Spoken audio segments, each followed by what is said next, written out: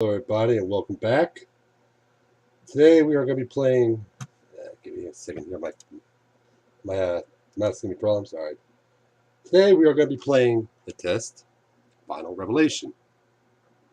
I played the last two in the series, the third one of the test series.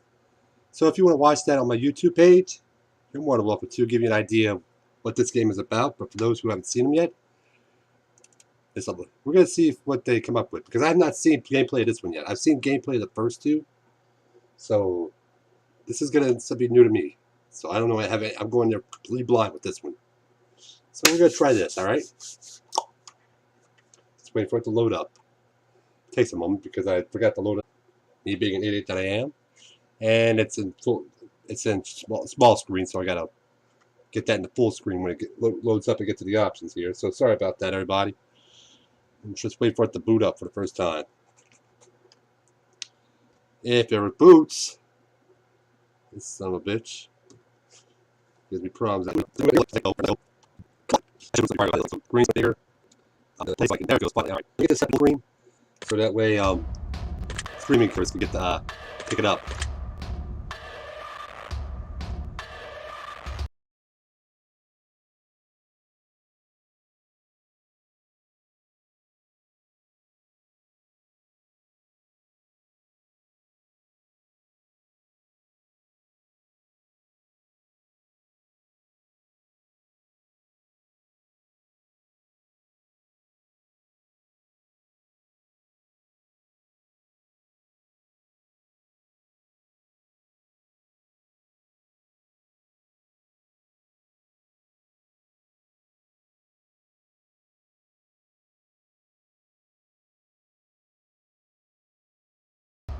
Just wait for it to see if it boots. I'm waiting for it. Come on.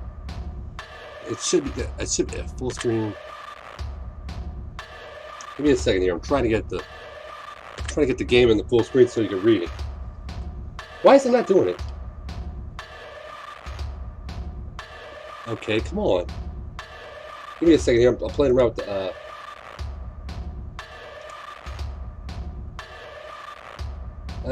with the settings on it to get this to work. It should work. Oh shit! Why? Why? Why is it not doing it?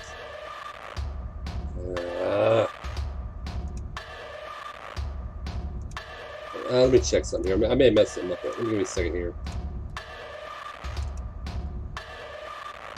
Oh, that's why. That's why. Okay, I was still reading the old game. All right, now we got it. I don't know why it did that, but there it goes. We got it fixed. All right, now we got the game running. So we're gonna play another. We're gonna play it tonight and get it over with.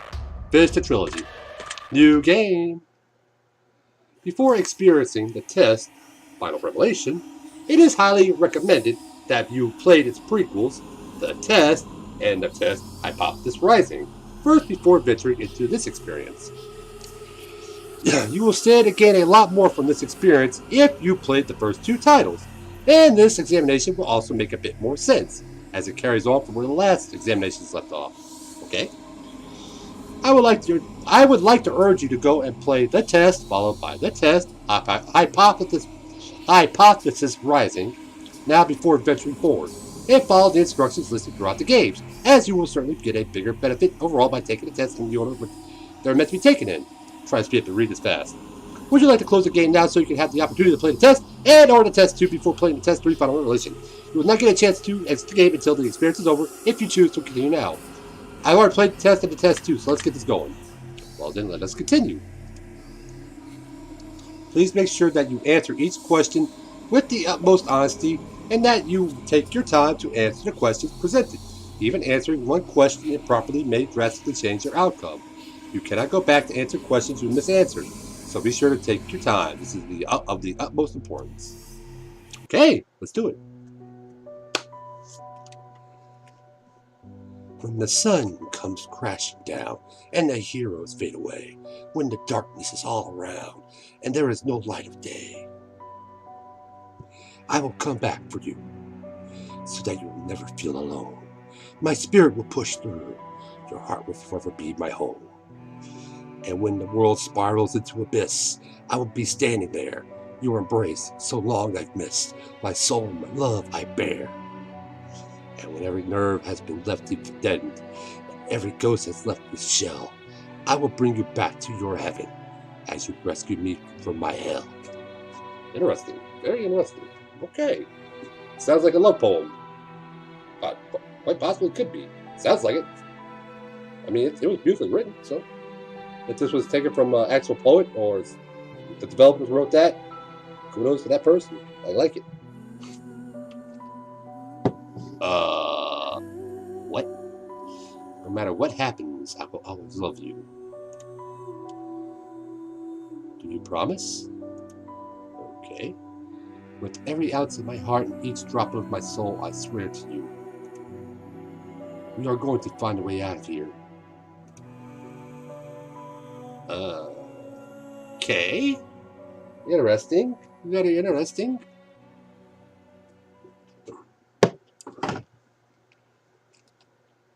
The testing room. Okay, it's about the same look as it was. Wait, what the? Destiny. I wasn't expecting you so soon. Interesting. Very interesting. Though I know that one day we will meet in this room. You see, closely I've been watching you, studying every breath and every move. A few of my former colleagues you may have met.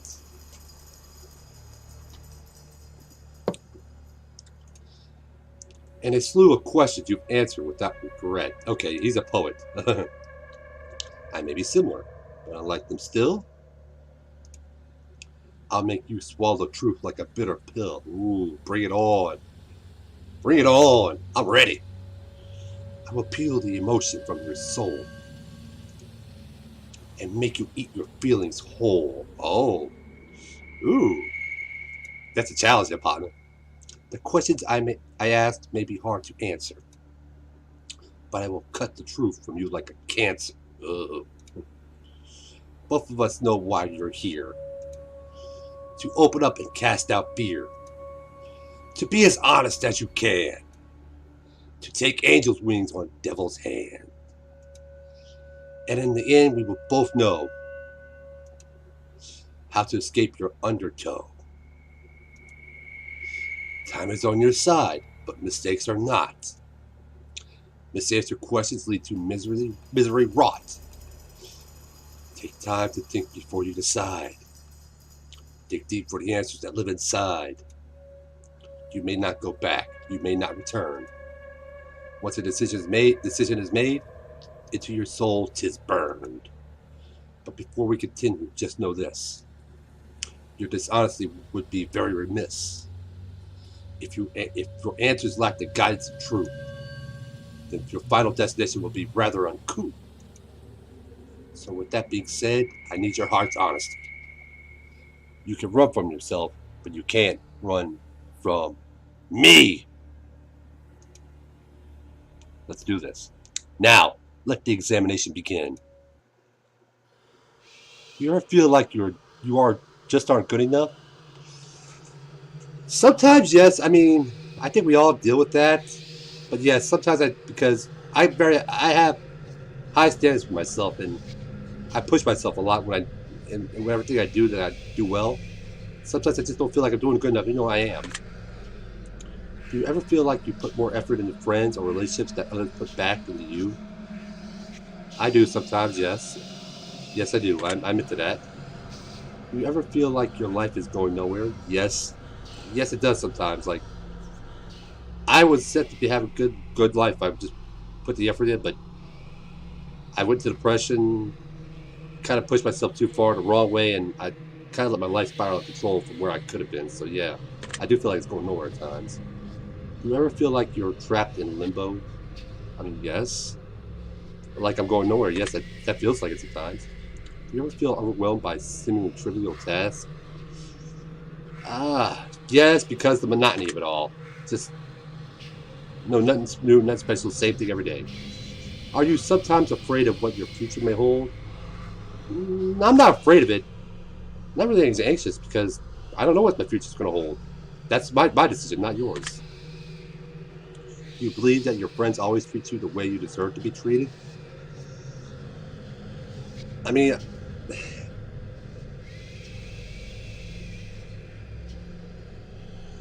that's hard to answer because sometimes I feel my friends are taking advantage of me. I mean, not all the time, and not all my friends do that, but a couple of times my friends have, and I have done that too to others. So I do say yes, if not very often. Are you afraid of being the last person alive in your social circle? No, because we're all going to go. I mean, I can't. We all live forever. I just hope we all live to a good, healthy, long time. But not. But I'm not going to feel bad if I'm the last person out of my group of friends that I care about. Are you afraid of the existence of an afterlife and what that might mean for you? I do ponder that, but I'm one of those that like. I gotta have proof that exists, and we have maybe some proof, but it's not conclusive in any way to me. So no, I'm not afraid of it because eventually I'll go where I gotta go. Do you feel as though you're wanted in life? Yes, I do. Because I do have people that care for me. I know they do, and I am wanted. Even if I'm not always needed. Do you ever feel like you just don't belong? When I was younger, I was like that. I won't lie. I don't feel like that anymore. But yeah, when I was younger, I did, but not anymore. You ever feel like a burden? Very rarely, but sometimes I do feel like a burden because sometimes I have things I can't do and I have to rely on others. So yeah, I do feel like a burden at times. I have before, yes. Yes, I have. Have you ever felt like a failure? I have. I was going to college, first in my family, on both sides of my family. Well, not both sides, but it's been a while since somebody's been to college and came close to graduate, but I tried starting out my life a little too early, trying to get my own place, and I just didn't have the money, so I had to stop college, try to get myself, and I never got back in, so I felt like a failure for that. So yes, I have felt like a failure before. Have you ever felt like you just weren't attractive enough? Yes. Have you ever worked yourself sick? I have. Do you ever have racing thoughts at night like that make it difficult? Yes, I do. Very personal thoughts, of course. Are you afraid to ask for help? In some ways, yes. But as I gotten older, I become less. So that's a tough one because I become more reliant on myself over the times. But I'm not afraid to ask for help anymore. But sometimes I still have that urge. But I would say no because I understand the fact that sometimes you just gotta have help, whether you like it or not. Do you feel like people often criticize you? Not all. No, not necessarily. I do get criticism, but not often. So yeah. You ever feel judged by your friends and family? Sometimes, yes. Especially when I feel like I screwed up. So yeah, I do. You ever wonder what your purpose in life is in life? I honestly do think of that sometimes. Like, what am I doing with my life? You know, what's my purpose? What am I here for? You know, am I doing it for myself or doing it for others? Do I have a high value of self-worth where I think I'm doing it for what's best for myself, or I'm trying to live vicariously with others to help them help make that life that I didn't have. So yeah, I do wonder sometimes. If you could turn back time for any reason, would you? Part of me says yes. I mean, honestly, a part of me does say yes. You know, there's some things I wish I could have gone back. You know, between personal relationships, romantic relationships, school, work. There's a lot of things I'd like to go back in time and fix. You know, so yeah, there's part of me that does say yes. I want to turn back time. You say that you have many regrets. Yes, I do. We all have regrets. That's a given. We all have regrets. And I do have my fair share. So yes, I do have many regrets about things. Does meeting new people for the first time? No, not necessarily. Maybe it depends on the situation, but for the most part, no, it doesn't. Does looking out your window at night make it? No, it doesn't. It does make me feel uneasy, maybe a little morose, maybe a little depressed, but never uneasy. So yeah. Do you sometimes double check that your doors are locked, even though you're certain that you've already locked? Not necessarily. I mean, I do forget, but I don't make a big deal about it. But I usually know, make sure, so I don't usually double check for the most part. Do you ever feel like life is moving too slow? That thought has crossed my mind a couple times, so yeah, but now it's but here's the thing: when you're young, that's the way it is when you're young, like real young, like child, teenage, early 20s. Yeah, but when you start getting to your 30s, it starts to speed up a lot. So I don't feel like it's moving too slow. And oftentimes I feel like it's moving too fast now in my life. Do you ever feel like life is moving? Yes, that's the... Yeah, I do feel like that, yeah. Do you feel uncomfortable when you're home alone? No, I don't. In fact, I feel relaxed. Would you consider to be a thoughtful person? Yeah, I mean, I'm not the most thoughtful person, but I try to be, so I do feel like I do consider myself thoughtful, just not always for the right reasons. Would you consider yourself to be superficial? I think we're all superficial to some degree, especially for wants and desires. But I usually can push back down. I can usually suppress my desires for others. And I usually try to think in the longer term. You know, it always works out for me. So I don't think I'm necessarily superficial. Do you ever judge others by the way they look or dress? I have to be honest and say yes, only because first impressions do matter. So if you look like a bum to somebody you've never seen before, that does make it leave an impression. So I do judge. Now, if they turn out to be somebody that's not who they are, or just for some reason or another, yeah, well, I'll change my judgment or my thoughts about it. But I will judge you for the way you look and dress at least the first time. Yeah. Would you consider yourself to be high maintenance? No, I'm pretty laid back, go with the flow. I don't necessarily need a whole lot of things, and what I do want, I usually try to get for myself. So, no. Have you ever been bullied by someone you cared about? I have before. It's been a long time. You know, I don't usually get bullied, and when I do get bullied, it's all in good fun. And I usually recognize it for what it's worth, and I usually understand it, so I don't take it to heart. So yeah, I have been bullied, but I don't usually take it to heart much anymore. Have you ever been a bully to someone you care about? I mean, in a friendly way, yes. I mean, bullying can be defined so many ways. You can be malicious or benign, but it's still bullying, even if you don't mean any harm by it. So yeah, I may have done it, not intentionally, not to harm, but I have probably done it. So yeah, I accept that. You try to keep a low profile to avoid attention from others while in a crowded area. Yeah, I do. I mean, I'm not looking for attention unless I'm actually working toward it. If I'm just living my life day by day, I don't actually look for attention, so I try to keep a low profile when that's necessary. You have to try to avoid busy places? No, not necessarily. Would you sometimes rather be alone than surrounded by people? I mean, I do sometimes. Like, if I'm in a mood and I just don't feel like dealing with people, even my family, my friends, the ones I love, I could be like that. So yeah, I do admit sometimes I can be like that. Does making phone calls make you feel? No, it doesn't. Depends on who's calling, but for the most part, no. Are you sometimes afraid to confront people, even when they do something that bothers you? Yeah, sometimes it depends. Like if you somebody you care about, you know you did something wrong, you don't want to hurt them, but at the same time you gotta take a stand. That could be very, very awkward and uncomfortable, and maybe make you afraid of it. So yeah, I have done that before. You feel uncomfortable when committing to definite plans for the future? Not necessarily. What I feel uncomfortable is I can't make it. I have trouble defining a plan. Like I can think of things of broad ideas, but I can never get the details right. So that makes me uncomfortable. But if I'm not gonna be afraid to commit to it. I'm just afraid if I can make the right choice. Do you ever feel like no matter how hard you try, I do feel like that sometimes. Yes, it's hard sometimes, but yeah, it does. Do you ever fear that you're failing those? I do sometimes. I admit to. Yes, you try to do your best, but then you make mistakes and you fall on your face, and then when you have to face people that you care about and try to explain what happened, it's hard, and sometimes it makes you feel like you're failing. Does driving a vehicle give you? No, it doesn't. Maybe in certain situations, but not for just driving on an average day, no. Afraid of exploring? No, not necessarily. Unless, I know it's hazardous, and I know there's going to be a lot of danger, but just going somewhere new? No, not necessarily. Have you ever carried an object around with you that makes you feel... Yeah, I mean, I have. I mean, it depends on what it is, I've done that, If I told you that I could guess your name correctly right now, would you believe? All right. I'll say yes. I'll give you that. Let's try. Well, based on the answer you provided me so far, if I were to take a guess... No, you're full of shit. No, it's not.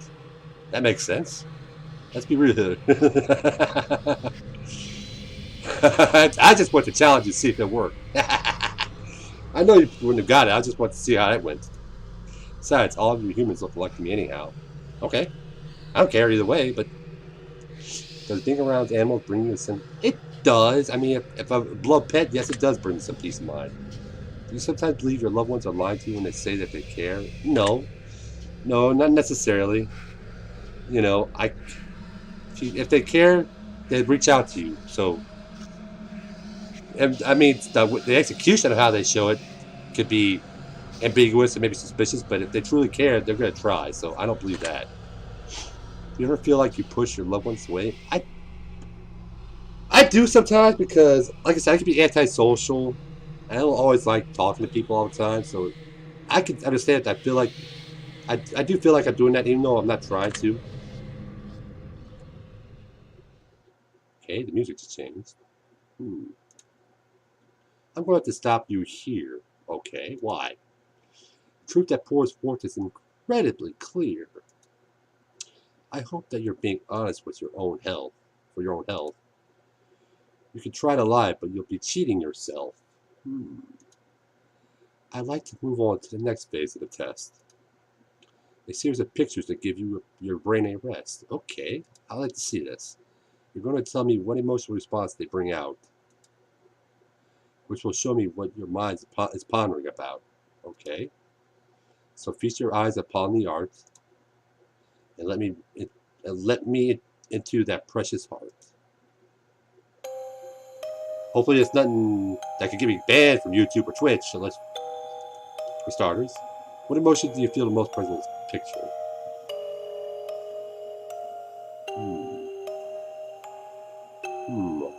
Honestly, it's so chaotic that it brings me out with anger because it's just so chaotic. I mean, it's organized, it's orderly, but it's chaotic in the same sense. To me, it kind of brings out the sense of anger, like that power, that rage, that force, that, you know, to me it's anger. What word do you feel describes this picture best? Chaotic, like I just said, chaotic. What do you think this picture is called? I mean, I'll just go take a guess because I'm just taking a guess. A mind of misery? I don't know. I'm just going to go with that. Very interesting. Moving on. What emotion do you feel is most present in this picture?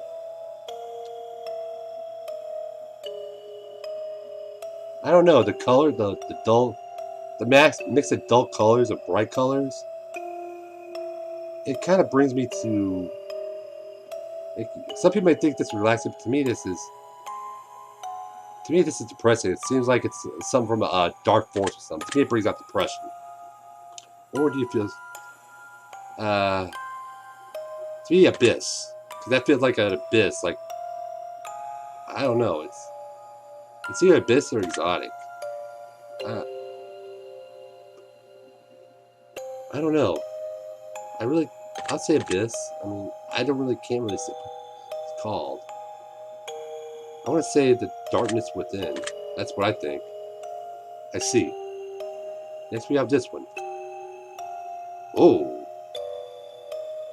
I'd say bright colors, you know, looks festive. I'd say that can bring out joy in me. Glorious twins, space. To me, it brings out space. Yeah, to me, it brings reflection of the universe. That's what I think it is. Note it. Take a look at this one. To me, this brings, I don't know, relaxation. It just seems, that bright light seems like the distance of some, like the something beautiful. Like and the picture itself is not necessarily weird. It's weird, but it's not. I say to me, it brings out relaxation. Like I can feel relaxed while looking at this picture. I say heavenly. Really, just like heavenly. Light at the stairway to heaven. I guess that's peculiar. Okay, and how about this one? Oh, this is more. This is numbness. To me, this is That's more like the Abyss. This is Chaos as well to me. Abyss. This is Abyssal. This is more Abyssal than the one I did last. Shrouded. The Abysmal Gaze? Okay. I mean, it's weird. And this here. Oh, that's joy to me. Actually, that's... How did I put this? It's chaotic. I mean, it's chaotic. It could be a couple of things. I don't know. Chaos, I'll say relaxation. It's just relaxing me. It's not like... To me, it's just the colors seem to kind of just... Prismatic. To me, that's prismatic. Mind's Eye. I'll go with Mind's Eye with that one. Alright. Now this one. Chaos. That's Chaos.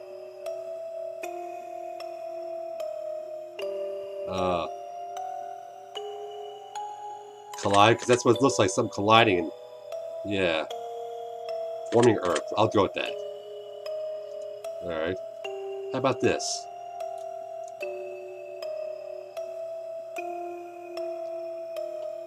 This is anger to me. This is anger. Brimstone, Torment, Volcano, Fury. To me, it's Fury.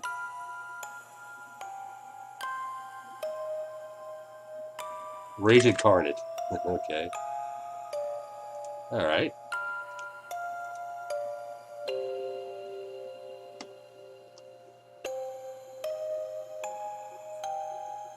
Chaos. I'll go with Chaos here.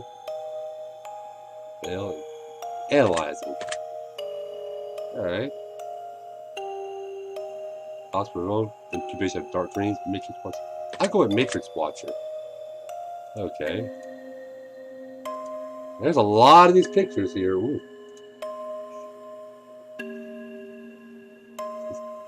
To me, there's numbness. It's just like the lack of just any real definition. Just to me, it's numbness. It's just numbing to me.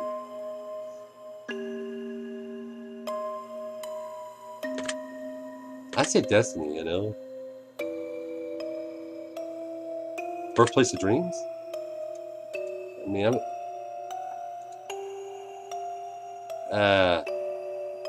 Whoa. Got a bit more numbness than the last one. It's either depression or numbness. I mean, depression to me, because it's just disfigured. To me, it's anarchy or disfigured. I think it's more anarchy. Picasso Face, Planar Zone, this Crystal Verse, I Broke You, Deciphering. And if it's not Picasso Face, I'll go with that. Planar Zone, that's possible. I say Crystal Verse. Huh. We're almost done. Okay. We're almost done. Alright. Huh. Bright colors. To me, with all the bright lights and the colorful, I'd say it's more like joy. Like, some bright, some cheery, even though it's not really defined. I'm weird like that. I am weird. I gotta... My mind works in a whole different ways than most people. Vapor. Planet... The Jowls of Death. Dark Light. Planet Cradle. Interesting choice. Let's see here. Oh. Oh. Oh. This is relaxing. This is very aesthetically pleasing to me. It's relaxing. I don't know why. Crown, Sunlight, Eclipse, Solstice. I mean, it looks like a crown. Sword, you can see a sword, what appears to be a sword. Laser, you can see the laser. Sunlight, it looks like sunlight. Eclipse. Possibly, because it looks like there's something coming up right there. Solstice, it could be a solstice too. I think it's more like a sword. I'll go with Solar, Sonic Boom, Red Angel, Solar Blade, Broken Seal, Disintegration Chain. I'll go with Solar Blade. Let's see how it works. This is chaotic. I mean, it looks like a picture of the Earth with, I don't know, it's just weird. Cosmic, Spiral World, Marvel of Time, Formless Being, Higher Intelligence, Planet Core. I'd say, I'll go Marvel in Time. I mean, you know, I'm not an artsy fartsy type of guy, so. What emotion? Depression. I mean, to me, we know with the brighter colors, it's depressing because it just seems like the light's just being sucked out of it, you know.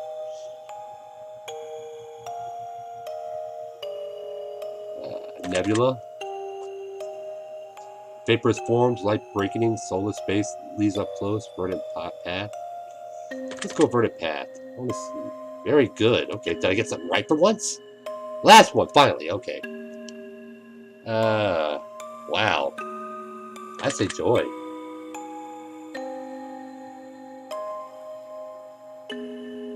I don't know why. Just that light and the power gets with the lights the way they are. It's just so powerful. The lighting is powerful. It makes me feel upbeat. It's kind of like a voice. Like there's some resonate within, like some calling out from the beyond. So yeah.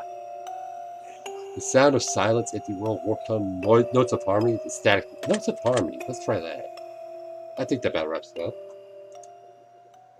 Your answers have been documented well. Deep into your subconscious they dwell. But I am not finished with you just yet. There are still some truths that have yet to be met. As a matter of fact, this is only the start. We will have a great deal of fun before we part. Ooh, okay. So let me challenge you on another level still. I will pick your brain until I get my fill. The next set of questions will test your conscience more. And again, your honesty I do implore. Let us begin. 1 year, you're running a little low on funds to purchase presents around the holidays. So you decide to spend $1 and get everyone in your family a lottery ticket. You give each of them their own lottery ticket and wish them the best of luck.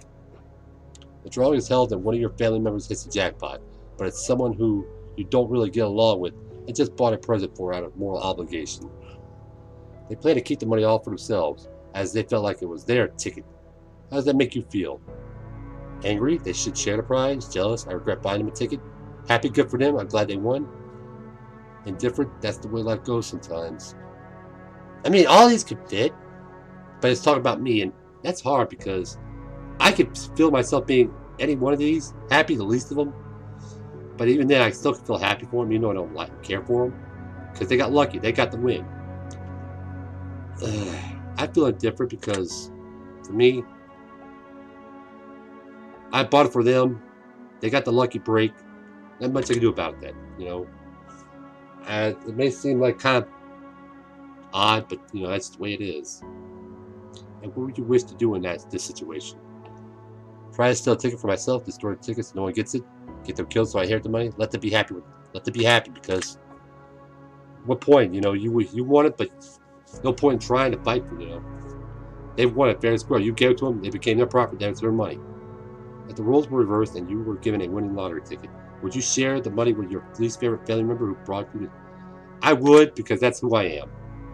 Because I know what it's like. I see my family struggle. I see my loved ones struggle.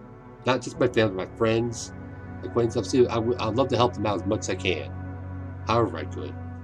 Money means nothing in the face of that. Now you're walking through a forest and you come across a black suitcase. Inside the case there rests $1 million. $1 million.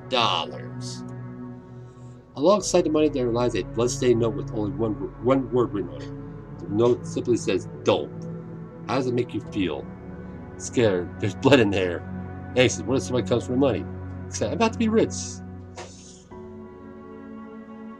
Now this is difficult because there's a lot of context that they try to make you come up with. I wouldn't be scared if there's blood in there. It would be none of my business, but excited, about to be rich, anxious. I'd be anxious because maybe there's a reason why it's like that. I don't know. There's probably a reason for that. I don't know. But I wouldn't take it just because. What would you wish to do in this situation? grab the suitcase and run back to my car, and hold and leave the rest. Call the police, let them know about the suitcase. I'll call the police, because there's a reason. If there's a reason for that, yeah, you could easily take it, but I live by my conscience. At the same time, as much as I live by logical reason, I do live by my conscience as well. My conscience would be burning if I took that without knowing the reason why. So yeah, I would do that. Even if, to know we're covered in blood, which, no, I wouldn't.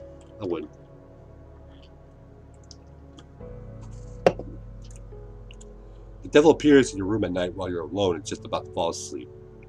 Tell you that he has a special one-time offer for you. In exchange for your soul and eternal damnation, he will let you choose from one of 3 glorious bargains. He has not told you what those bargains are yet. How does it make you feel? Scared? The devil is in my room. Suspicious? I don't think the devil truly exists. Intrigued? I wonder why he's willing to offer me. Anyway, I want him out. I'd say I want him out now, because I know exactly what he's going to do. The devil then goes to assure you that whether or not you believe him to truly be the devil, he surely is. And to prove his point, he demonstrates magnificent magical prowess and drags you to hell for a split second before transporting you back to your bedroom. In that second, you can feel a lifetime of pain and suffering in the most unimaginable ways possible. He then goes on to tell you of his offers in exchange for your soul and see if you can strike a bargain. Which of these would you choose in exchange for your soul, if any? All the wealth and power in the world. You never age. You'll never age, but can still die from physical injury. You could bring one person back from the dead. I wouldn't sell my soul to the devil. I wouldn't.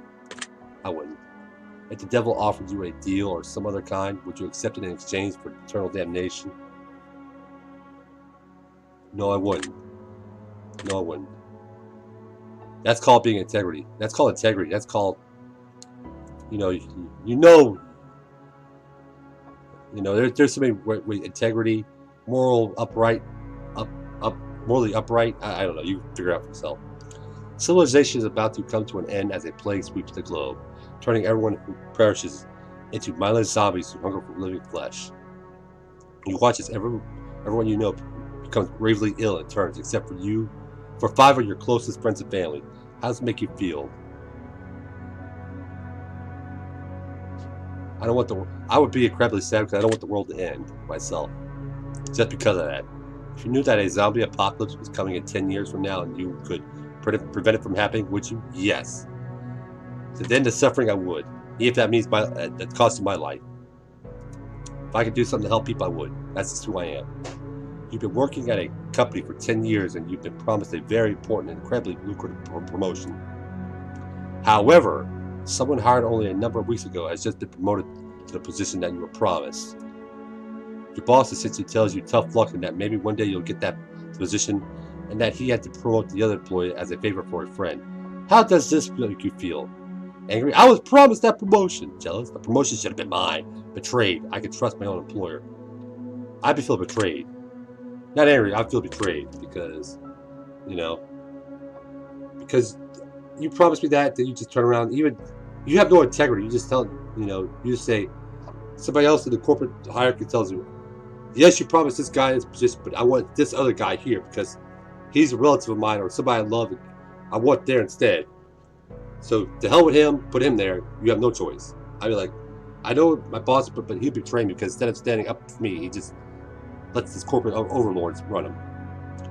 You've also learned a few secrets about the company that could be disastrous if they were to escape, such as the fact they haven't been properly reporting their income for the last decade. What would you wish to do? Do I report my boss for fraud? Quit my job, look for new employment? Sabotage the employee and get them fired? I'd threaten to report my boss because, there's people that rely on that job, and if that thing goes and that company goes to hell because of that, then everybody suffers. So yeah, that's called being moral. Even if I'm not religious, I still have some kind of moral compass. If the roles were reversed and you were hired and promoted as a favor for someone more, I would.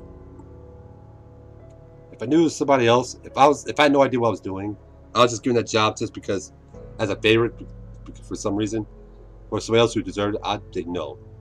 I can live I don't need that stress. I can live without that. I don't need that to make me feel like my job I didn't earn that job. Because I would have earned it. Just because I'm gifted by somebody does not make me feel like I'm comfortable with that. I'd rather earn it. That's just me. You know, they can give it to me, I'll just say no. You're home alone at night, cooking food in your kitchen, and you turn around to realize that someone is watching you through your window in the darkness. They have their face and hands pressed up against the window, and they make direct eye contact with you before returning and running out of sight around the other side of the house. How does it make you feel?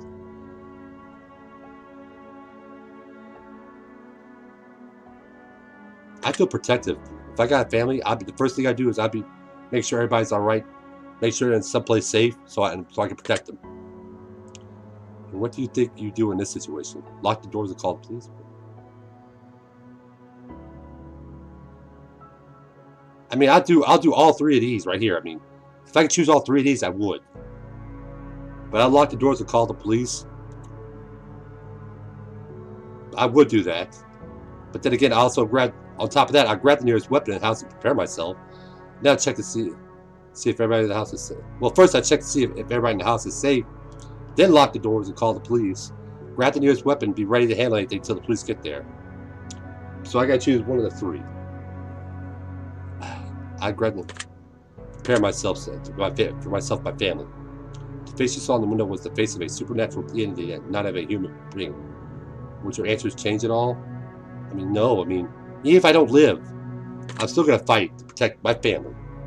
If there's nothing I can do other than just because even if I call the police, even if I do everything else, there's nothing that can stop it. So I'm just gonna do what I can to protect my family. If I can't, so if I don't survive, they don't survive. I'm still gonna fight for them, nonetheless. I'm going to present you with some more potential scenarios. I'm going to ask for more simplistic answers as a result. Here we go. You're not feeling all too well, so you decide to go to the doctor. The doctor runs a series of tests and gets back to you shortly after to announce some grave news. It turns out that you contracted an incredibly rare illness that there's currently no cure for. The illness causes complete body paralysis with 6 months of contraction, meaning that in less than half a year from now, you'll be rendered unable to move, blink, talk, or any form of expression whatsoever. You'll need to be kept alive on a feeding tube, and you'll never be able to communicate with anyone else ever again, just being kept alive on machines in a vegetative state.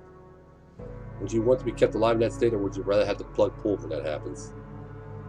Pull the plug. Pull the plug. Don't let me live. I might hurt my loved ones to see me go, but I'd rather die instead of let them see me in that state for so long. You know, it hurts in the long run. It hurt them more to see my family and loved ones see me like that instead of just being let go and move along. You know, how would you spend the last 6 months of your life while still mobile? Being my friends and family, pursuing all my dreams. I'll spend it with my friends and family because that's all I got.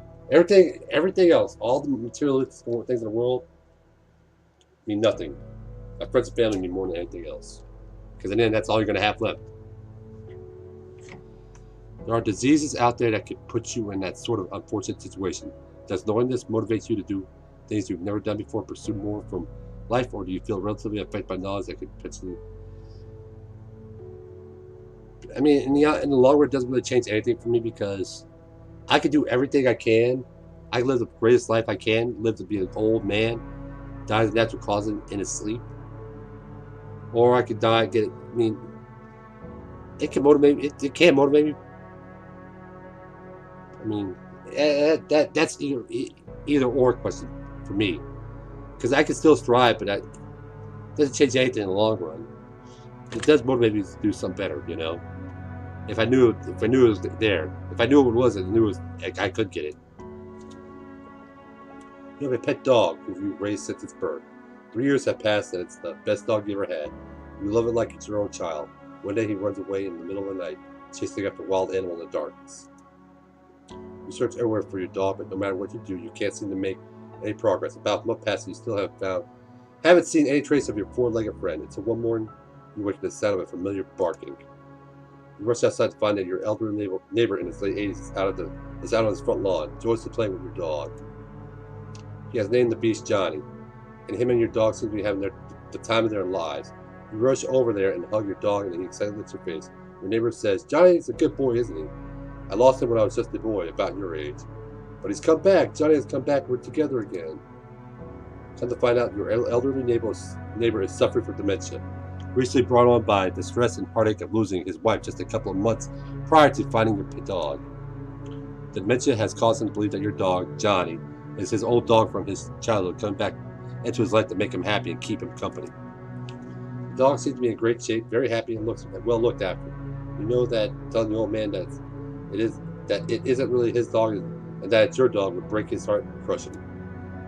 Would you break the news to him that it isn't his dog and take Johnny home with you, or would you let him keep the dog and choose to visit him daily, play, go for walks?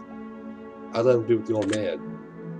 I mean, that dog, as long as I keep knowing that dog still loves me, I can let him stay with the old man. The old man, it makes the old man comfortable, makes him happy. And I know my dog, when he goes, I can always bring my dog back with me when he goes. But until then, that dog is that man's lifeline to whatever standing he has left. I'd gladly let the old man keep him, because I know he still loves me. It does. It does make me sad. It does. I mean, it really does. Can you imagine yourself in the old man's position, being so alone in life, finding one thing that makes you feel less alone and potentially have to face it being ripped away? Yes, I can. It's possible. Let's say that you were viciously murdered by a serial killer. You fell for one of their traps. They lured you in and made you their latest victim. Now let's also say you're given a unique opportunity in the afterlife as you return as a spirit to roam the earth. However, you're bound to two potential options, and only two. You can either choose to haunt your assailant and make his life miserable, hopefully foiling his plans to kill in the future and potentially save lives in the process, or you can choose to spend your time spending much of still living family and friends, guiding them in positive ways and making their lives better. You are bound to whichever option you choose until either your family and friends are no longer living or your killer is no longer living. You cannot choose both. Which one? This is actually a tough one because there's definitely a moral underpinning here. Do you choose revenge? Do you become an avenger to protect others from suffering the fate you suffered? Or do you choose to be the benevolent spirit to watch over them because until it's their time to go? I mean, that's tough. That's tough. I would love to stay with my friends and family, but in the end, if I had to, I would see them on the other side. If I can protect others so they can live longer, so they can enjoy the rest of their life, I'd rather help my killer and make sure he doesn't hurt anybody else. Because I'll definitely see my friends and family on the other side. You think that what it takes inside to drive your killer and say to push him over the edge? I do. You believe that the scenario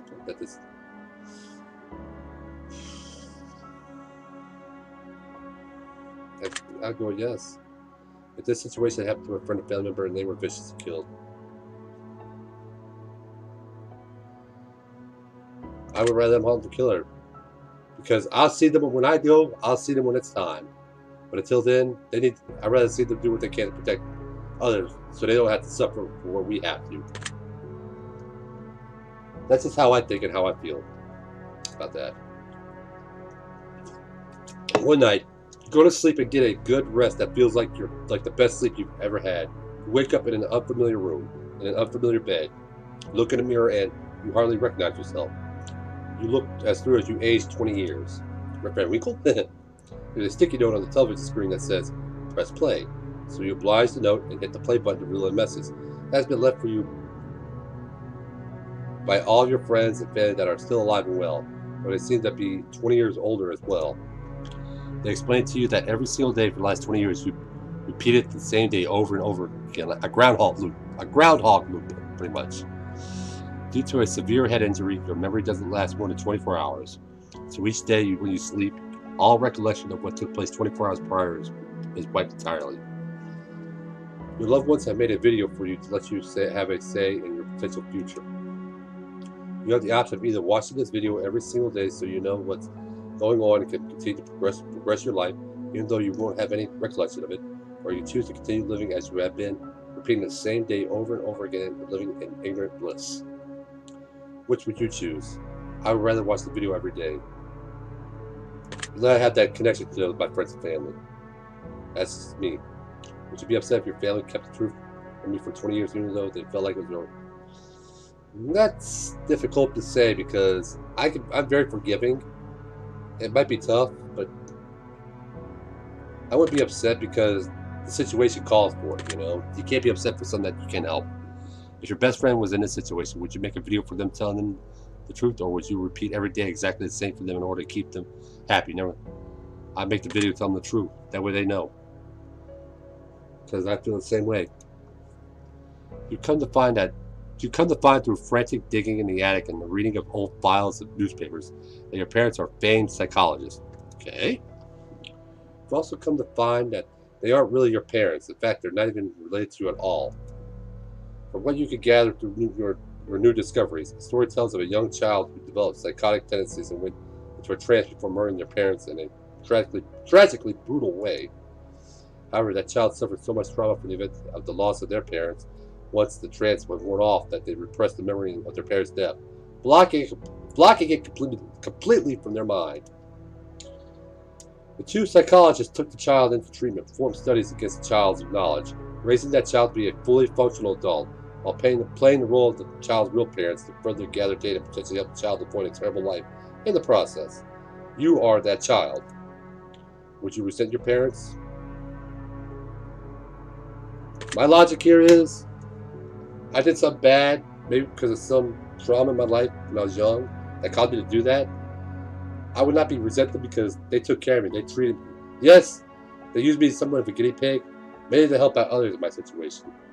Not to be like, I'm going for Nobel Prize in psychology, whatever, No, they're trying to figure out what went wrong with me so they can help me, and they did. And they could probably help other people. So it might be tough, but I wouldn't resent them. Shocked, but not would be resent them. Would you be grateful that they gave you a set? I would be, yes, I would get it. Would you feel betrayed by your parents? No, I wouldn't. Would you confront your parents? I would confront them only in the sense is that it's true. I would confront them in anger. I would be, or even disappointment, more out of curiosity. So yeah, I would confront, but not in a mean, angry way. If you were in your parents' position, would you do the same for a child that's similar? I would. If I could help them, I would. I would do that. If I could, if I knew how to, I would. I have one final scenario before we move on. The end of the world has come and gone, and all that is left are post-apocalyptic soldiers, roaming the lands, combing through towns and laying waste to any survivors in their paths, in hopes of claiming their equipment for themselves in order to survive this harsh, barren wasteland known as planet Earth. You get in good with a large colony of soldiers and spend about 6 months with them before they decide you're not pulling your weight, and in order to save the very few food rations they have left, they exile you from the compound and send you out to fend for yourself. You decide to venture to a neighboring town in hopes of finding food that was left behind by raiders, and it only takes you about a day and a half before you get strike gold. A hidden underground bunker stockpiled to the brim with enough food to feed an entire colony for a year. Now you have a few choices to make. Would you go back to the colony and tell them about the bunker, or would you stay in the bunker all by yourself? Oh, there's a really strong moral underpinning here. Because they kicked you out. Yes, they'll say food. But in the end, they just kicked you out. They could easily have done it, because I would keep the bunker for food for myself or other people that might need it. Not for the colony of soldiers that kicked me out, but for the people that still roam the lands that are alive that could probably use that to help them survive. Because the colony probably just take that for themselves and kill everybody else. So I keep it so I could get to others that need it, not the soldiers, but other people that are still alive. You could choose to only tell some of the soldiers about the bunker and let them in, so lead a new colony, but exile the soldiers. I would, if I could trust these people if I could trust the soldiers that were willing to protect me, only exile the ones that kicked me out just because, I'd be like, yeah, I would do that. If you were to lead a new colony, would you build it based on savagery and raiding, or would you based on sharing and compassion? In a world like that, savagery and raiding, yeah, in the end, it might be the better way of surviving. Not being more pragmatic than moral here. Savagery and raiding may give you a better chance of surviving in the long run. But compassion and sharing not only helps you out and others, but it allows people to survive longer to maybe rebuild. Savage and rage is going to keep destroying what's there. It's not going to feel a chance to rebuild. There's no chance for rebuilding doing that, other than maybe a dystopian society. But no. But sharing and compassion will allow a chance for maybe a better future, even in the most dire of situations. For in the end, that's what. The more you share it, the more compassion you show, the more you probably get back, the more chances of being able to make something better for the world. If you were the leader of the colony that exiled you, except it was you who exiled someone else who wasn't pulling their weight. Oh boy, here we go. Person just have to find themselves in a similar situation where they find a jackpot with the food in the underground bunker, but they refuse to share with you at the end of the colony. I let them keep it. You know, it's hard, dude. Because I could say the easy was they could keep what they found, as to keep being consistent. But I could be an asshole and be like, if I was me, if I was the one, the morality is there's morality in this. Everything's based around morality. You can either choose the pragmatic, logical way of doing it and take it for themselves, or you can be the moral, compassionate person and say keep what they found, which I'll do. You know, because they found it. We could dug on them. They found it. I could take it from them, but then again, it all gets used up. What then? Maybe we could come to some agreement, but I wouldn't just take it from them. Well, that wraps up this portion of the test. But I need more from you before I allow you to rest. A choice here, a choice there. Which would you rather? Moral dilemmas are bound from what I gather, and you will answer clearly, crisp and concise. Will you be selfish, or your conscious advice? Or is your conscious advice? In just mere moments from now, we both shall see the difference between who you are, and who you wish to be. Ooh, okay. Let us begin. Would you rather abandon the person you love most or be abandoned by the person you love the most? I'd rather be abandoned because I can handle it. If there's a good reason for it, yes. If they have to abandon me for a good reason, yes, I could live with that. But I wouldn't just abandon somebody because that's not right. It's me.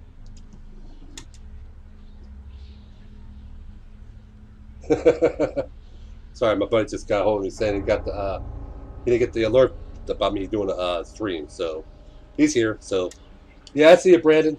Good to see you again, buddy. But anyway, let me get back to what I was doing. Would you rather abandon the person you love most, or be abandoned by the person you love the most?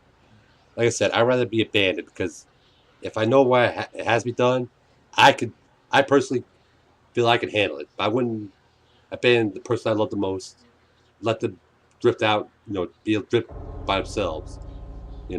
I can take it. I don't know if they can, so I'd rather be abandoned than abandoned.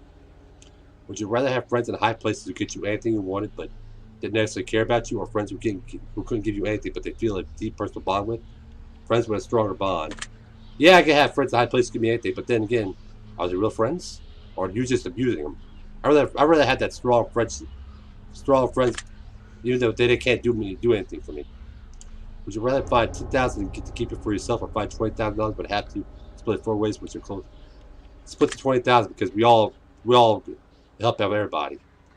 It'll help out everybody. Would you rather cheat on your partner but never get caught, or know that your partner cheated on you but have no way of proving it? Now that's a hell of a question. Oh man, that's one hell of a question.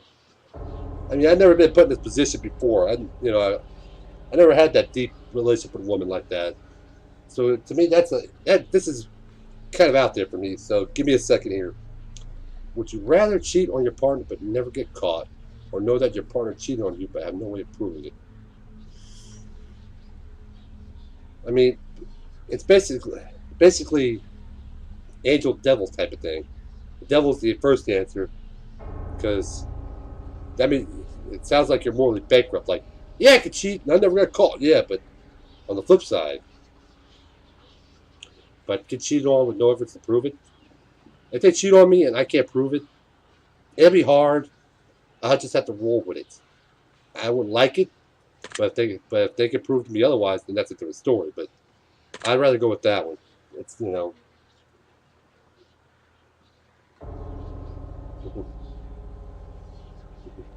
Would you rather get rich through legal means or be poor but live an honest life?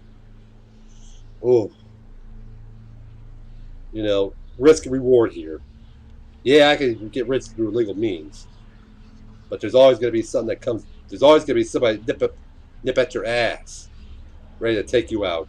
I mean, for those who I mean, how should I put this? How should I put this? The test, the way they structure these questions, a lot of context is left out. They want you to fill in with your own context. Yeah, I know what you're saying, Brandon. you know, but how should I put this? Get back. You can get rich through illegal means, but like I said, you always gotta watch your ass. You never can feel safe.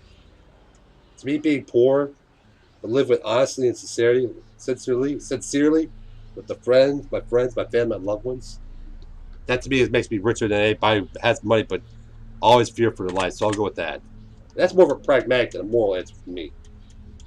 Would you rather press a button that would kill your favorite pet, or press a button that would kill your favorite? Oh no, no, no, no.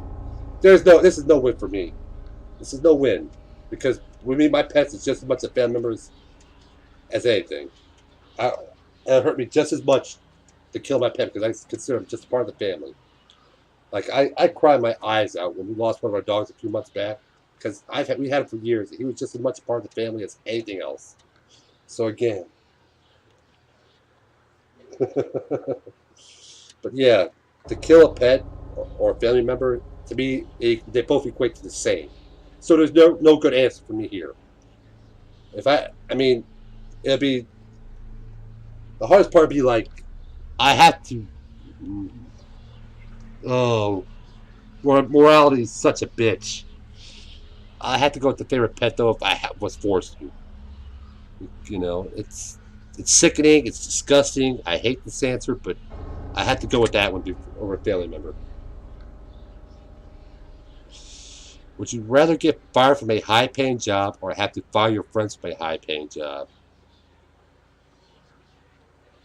Oh man, these are tough questions. I mean, these are really tough questions. I mean, this was a little bit easier for me.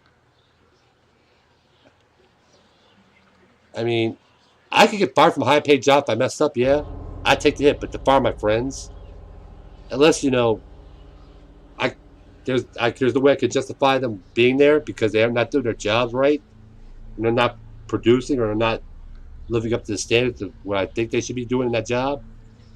You know, this is more like a self-sacrificing question. Would you rather be a self-sacrificing person or be the one to be or cover your ass type of guy? I'm more self-sacrifice. I'd rather be me being. I can take it. That's on me. I could deal with that. I don't think I could deal with firing my friends. That's just being honest. Would you rather sleep with your step sibling or sleep with your best friend? Oh no, no, no, oh no. You know, I mean, they're not related to you, so there's not. I mean, but it's not incest or anything. But oh wow, oh wow. Again, another no-win situation. Because yeah, yeah. I mean, stepsisters are all your stepsisters because of marriage with your parents. And if your parents break up again, your stepsibling is nothing to you now. They're just another stranger that you, or maybe it's now an acquaintance, so to speak.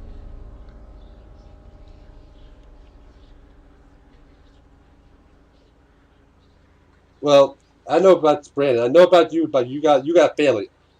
I really don't have family. I'm still single.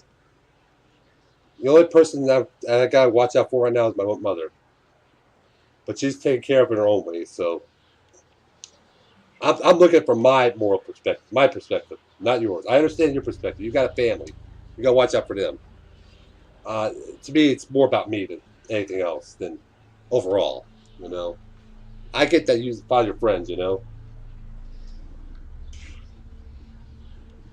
Yeah. I mean, But getting back to this question right here, I'm sorry for the delay. I'm talking to my buddy here at the same time. You can't win. You can't win. If I sleep my stepson, if I can keep it quiet, can I live with myself knowing that what?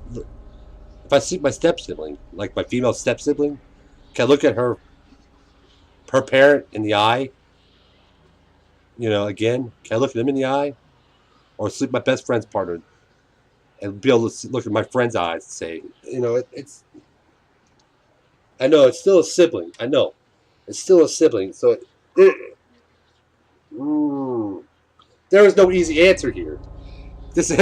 These questions have no easy answers.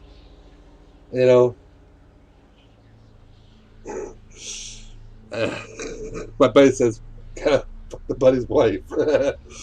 I guess I have to do, because we can always make up and we can always come back. We can always probably make amends. But a step sibling, it's more quicker than that. I go with that. No, I agree with you there, Brandon. I agree with you there. Would you rather save your best friend from certain death and let 1,000 strangers die, or save 1,000 strangers? The needs of the many over the few, so to speak. This is that type of question. And that's rough. It is rough. Because I could save my friend, and he has a family.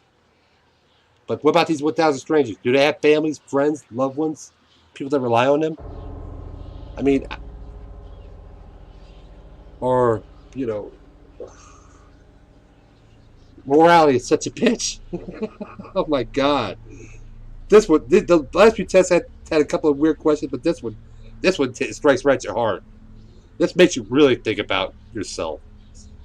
I'm sorry, but my friend may be important to me, but I can always step in and take care of their family's needs if I can. But for me to let my friend die, to let other people die for my friend, there's such a moral gray area in there. It's almost Jesus. Like my friend Brandon, who's talking right now. I've known him for years. And I'd do anything for this man if you're asking me, if I can. If this is my power. But when it comes down to this, can I really sacrifice 1,000 people for one person? Yes, I know this one person dearly. But, I mean, 1,000 people, yeah, they're faceless. To you, they're faceless. You don't know these people. You don't know who they are. Until these 1,000 people could be evil scumbags who deserve to die for all I know. But still, do you want to take that risk? Do you really want to take that risk and have somebody else who's a loving father or mother or brother, sister, whatever? Do you want to take their lives? Do you want to take their lives away from their loved ones for just one person? Jesus Christ! I'm sorry. I love my friends dearly.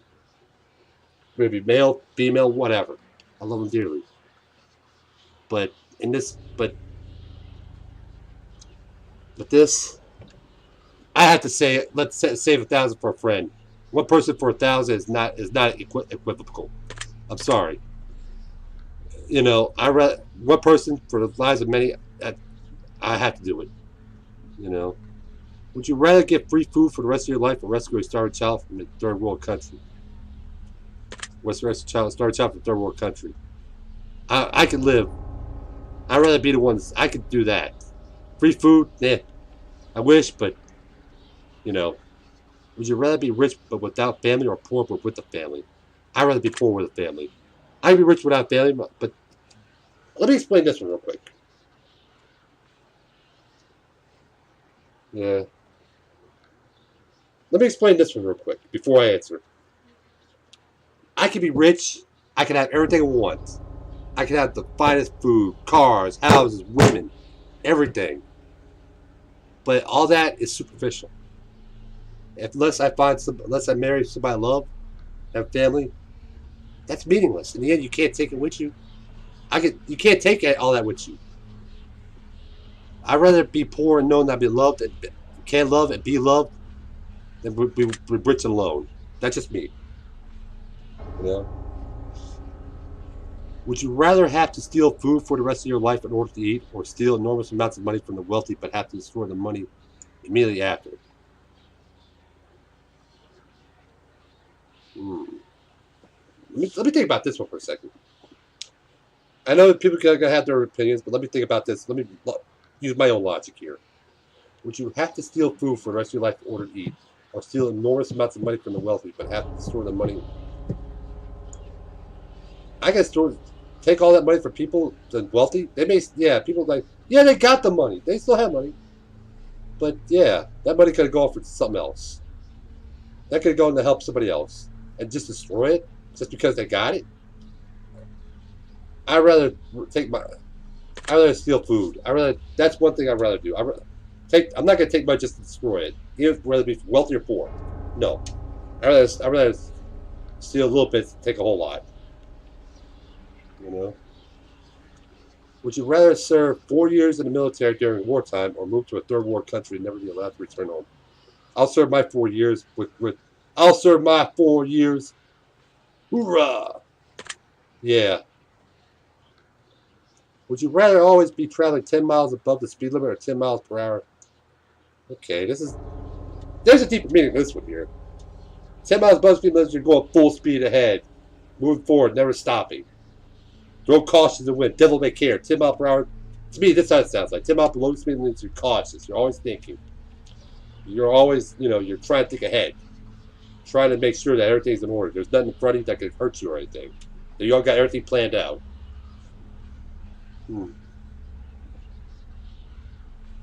I'm more of the cautious type, so I'm always going to go 10 below speed limit. I'd rather be better safe than sorry. That's just me.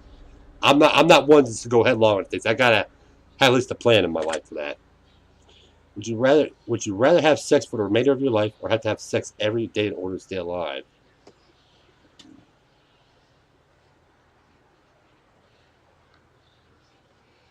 This is very interesting. This is very interesting. I mean, there's not really a moral choice. It's not really a moral choice here, unless in the context that if I have to have sex, I better have somebody who's willing to have sex with me all the time. You know.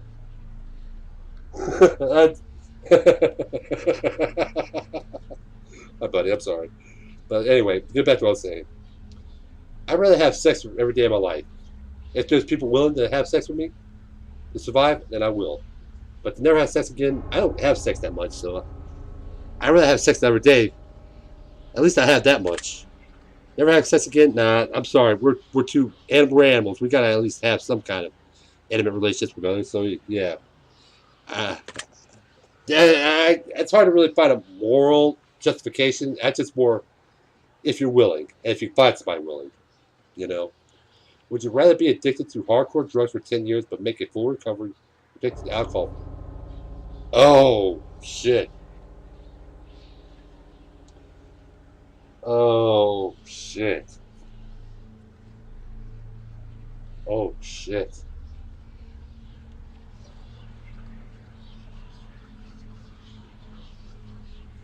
Oh shit.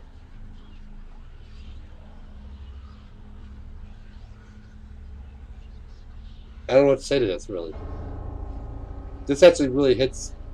This really hits home for me. I'm not joking when I say this.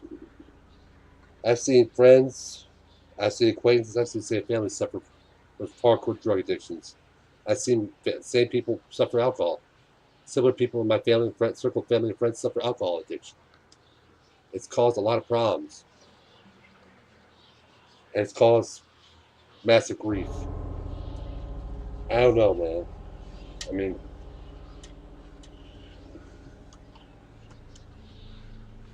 I'd rather take my chance with the hardcore drugs, make a full, for a chance to make a full recovery, to be an alcoholic and be miserable for the rest of my life. Would you rather live to be 200 years old in a perfectly preserved, youthful body and have to watch your friends and family die around you, or live to be 70 but die before your friends? I'd rather die before my loved ones, because I don't want to see my friends and family die before me, and then their family and friends die before them. So I want to see several generations of my family and friends die. and I keep living beyond that. To me, that just sounds unfair. That's unfair to the. I'd rather be the 70 die because we're all going to die sometime. You know, we're all going to die sometime. But I'd rather enjoy my life with them and die before them. No, be happy that I knew them. You know, I mean, there's no. It's not really a question of morality. It's more a question: would you rather? You know, it's not really moral in a sense. To me, this personally, just me, I'd live to be 70 and die because I'd rather not see my friends and family die than see their offspring die too as well before I die. You know, that would hurt me worse than dying before them. You know, would you rather sacrifice all your friends in order to survive, or sacrifice both of your parents? Oh my fucking god, jeez, oh, oh god, oh my god, oh my god, oh my god, oh my god, oh. This is not just a tough choice. This is almost an impossible choice. Because I have a lot of acquaintances, but I have very few true friends. And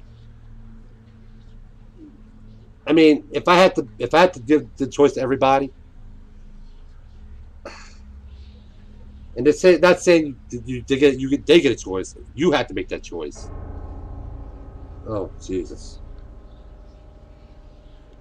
I mean,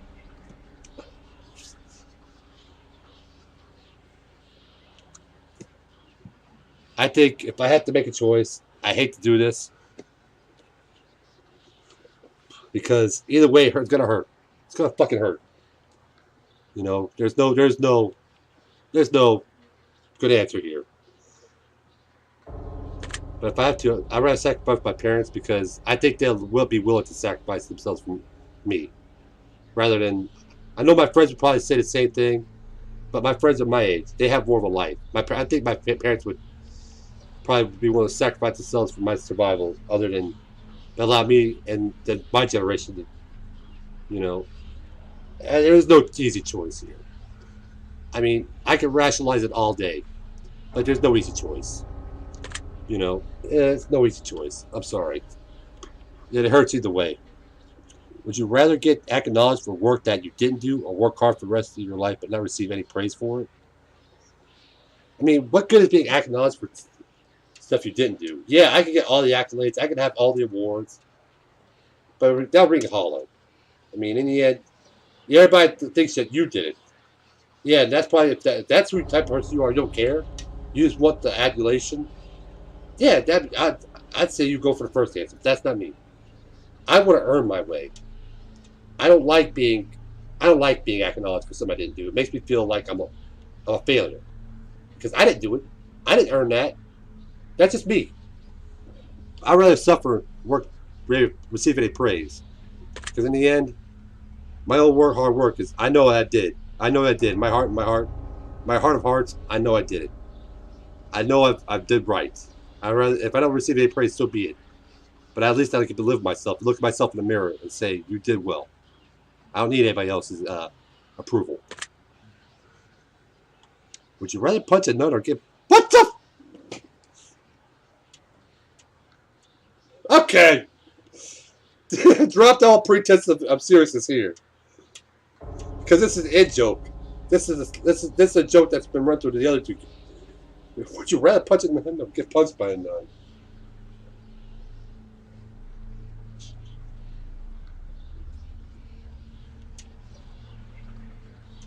I'd rather get punched by a nun. I mean, both are gonna be funny. If I do it, I get punched or the other nun gets punched. It's gonna be funny either way. I want to see if a nun's got the power to knock me out. You know, rather lose all the money you've earned this year or lose all the memories you gained this year. Oh, it's a tough choice. I mean, now my friend Brandon here mentioned about the praise part. Never received praise for it, so nothing changes.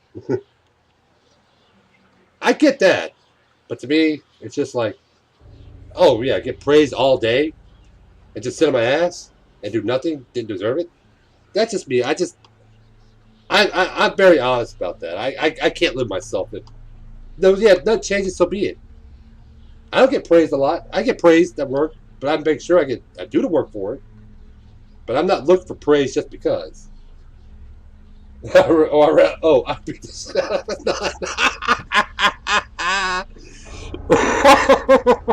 agree to disagree, but yeah, it's funny either way. All right, get back to the test. Would you rather lose all the money you've earned this year or lose all the memories you gained this year? Money can always be regained.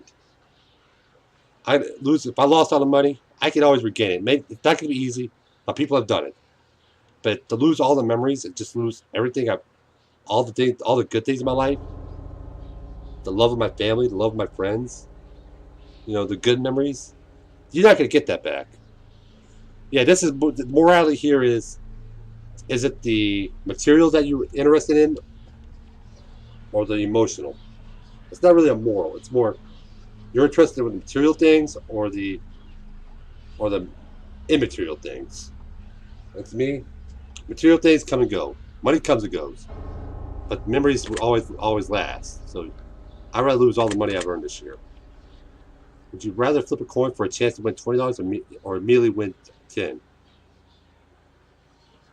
I'd go with the keep it guaranteed 10, keep it safe. That's just me. Would you rather know how you die or when you'll die? I'd rather know how I die so if I get a chance if I know it's coming, I can take steps to protect it. I don't need to know when I'll die because we're all going to die. I could die next day, 10 years from now, 20 years from now. Doesn't matter. But if I know how I'm going to die, I can at least take steps to protect myself and be able to prevent it. So I'd rather know how I'll die.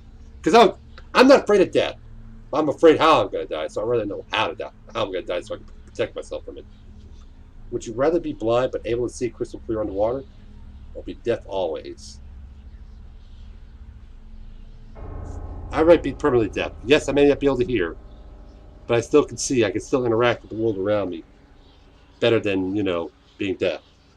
It's easier to be able to be deaf because you can always see. You can always read and writing and be able to, but for blind, unless I was underwater, no. I'd rather be permanently deaf. That's me. I'm already half deaf as it is, so I'm already used to it anyway, so I'm good on that. Would you rather give up all internet and social media but be able to travel the world for free, or have the best internet in the world but free but never lose your house?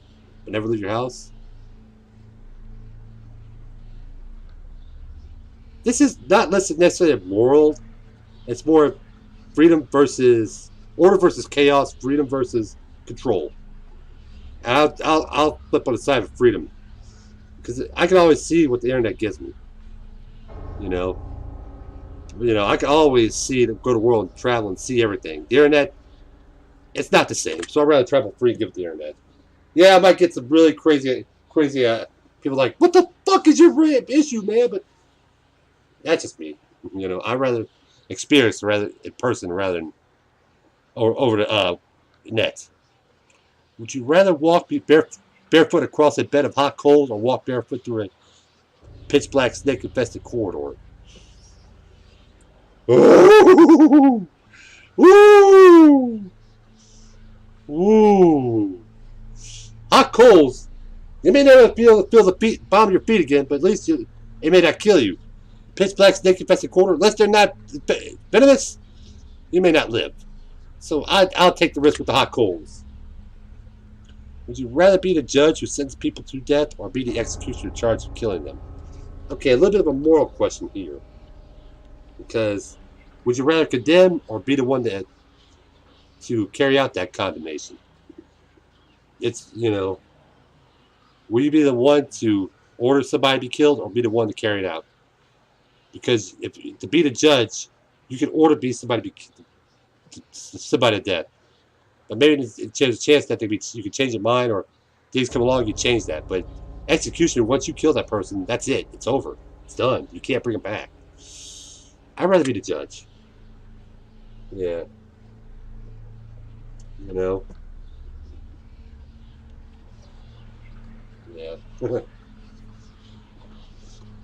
Would you rather have a witch cast a nasty hex on you So you'll always have bad luck, or be haunted by a demon intent on possessing you.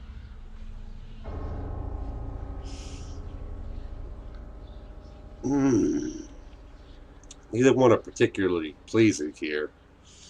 Oh. Oh. Oh. Woo! Definitely like the hot coals and snake infested corridor. Neither one's actually so I gotta really, shit. Oh God. Wow. This is very interesting.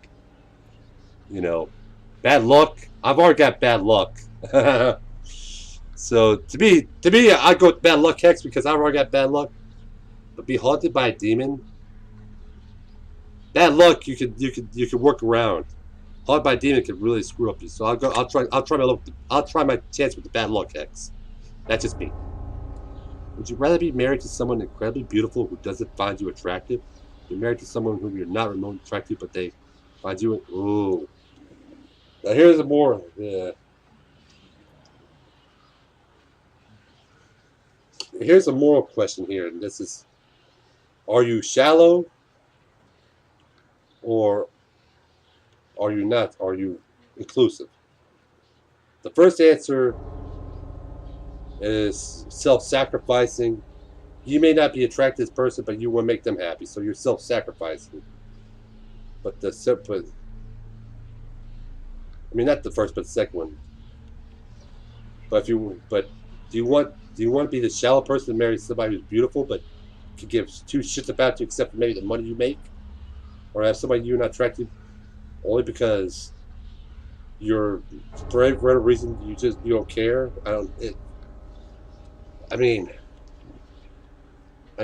Wow. Do you want to be shallow or a doormat? That's pretty much what's coming down to.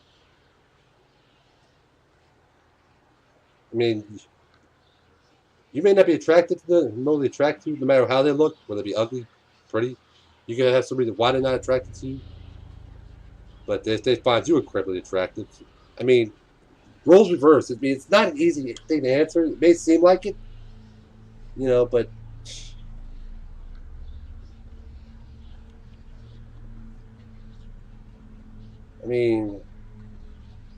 either way, you're not going to be happy. You're not going to be happy. You'll be happy that you found like a beautiful woman but if they're not going to show you any affection, whether it be love, sex, anything like that, then you're not going to be happy. But the same thing can hold true the other way around. So yeah, you may not be attracted to them, but they find you attractive, but you don't want them. So yeah, you're pretty much putting in the middle of two extremes. It's not easy. It's not easy. I've just got to go. If I'm going to suffer, I'd rather be shallow here. I may seem shallow, but there's no good answer to that really. You might think differently, but I can't see a good answer either way. Would you rather work a high-paid job that you despise or remote? Oh. You want to be a sellout or live your dreams?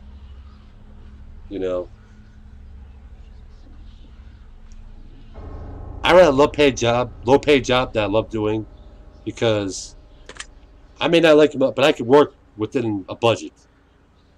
A high-paid job, yeah, I could probably afford that nice house, that fancy car. Maybe the attention of a beautiful woman that wants you, but what are you going to give up? Your mental health, your happiness in the long run? I'd rather suffer up front, but be more emotionally grounded, have a saying. Let me back up for a second. I'd rather suffer in the front end, but come out the other end sane and happy, even though I'm not making a whole lot of money. Then have everything loaded front end, but be miserable and everything else on the back end. So yeah, I'll take the low-paid job that I love doing. You may have a different opinion, so be it. That's your opinion. Would you rather walk 1 mile home wearing nothing but a pair of socks, or be fully clothed but have to walk 100 miles to get home? Hmm. Woo. I mean, it depends on how. It depends if you're not shaving yourself. I mean, I'll go with the 1 mile home naked. Wait, I hit the wrong one. Oops. I went to go click it. I clicked the bottom one. I was gonna say that was an accident of me. I went to go click the other one. I clicked the bottom one, the last one. I was gonna say I'd rather walk 1 mile home naked. We're all naked in these clothes.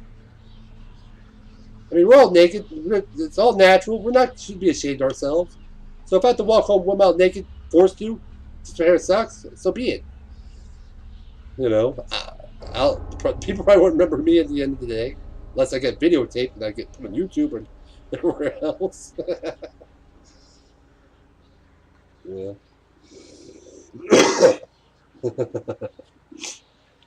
Would you rather find $5 in your pocket or have to grab $100 out of a public? Sorry, I can always clean that $100 out of a public toilet. Yeah, just to make sure I have gloves on me.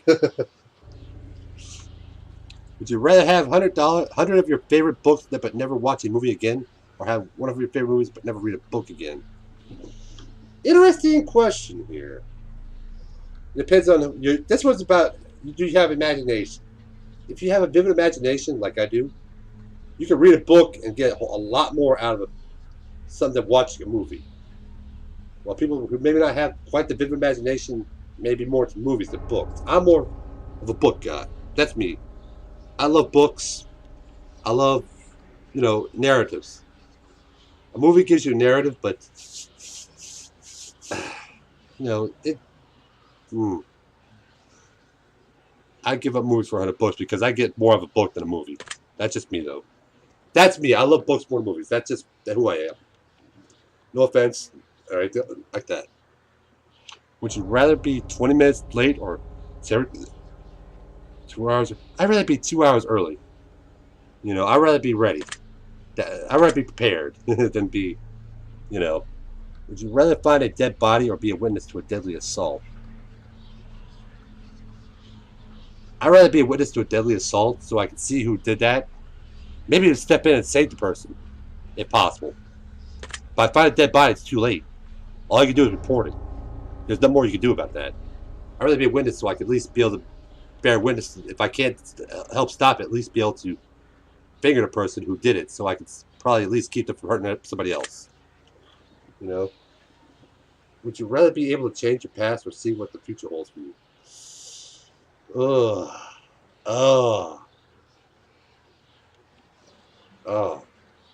There's so much I want to do in my past that I wish I could go back and change. I think we all do. There's a lot we want. Maybe that one person, that one woman like me, if that one woman I wanted, there may be a point in time where if I did something a little differently, instead of her going with somebody else, she'd be with me. If I go back and change that might change the outcome. But in the end, the past is the past. You can't,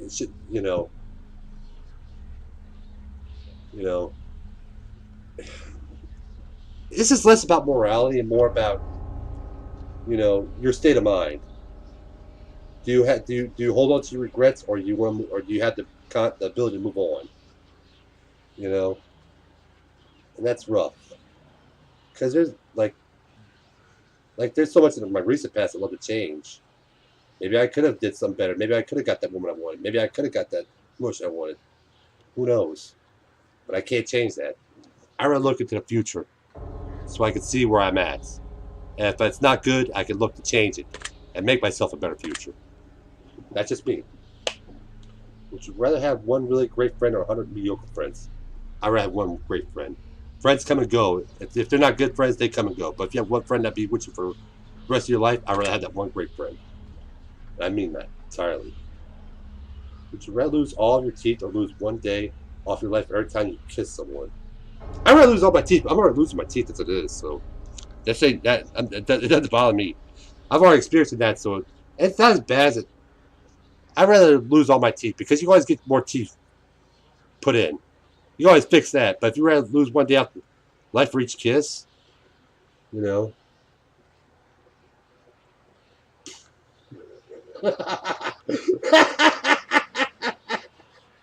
GameStop at $2. You're right there. No, I didn't think of it like that. That just sounds shallow. My thinking can be at times. I'm sorry, my friend just made a comment. I'm sorry. But yeah, for this one, I'd rather lose all my teeth because you can fix that. Modern day, with today's science, you can fix that.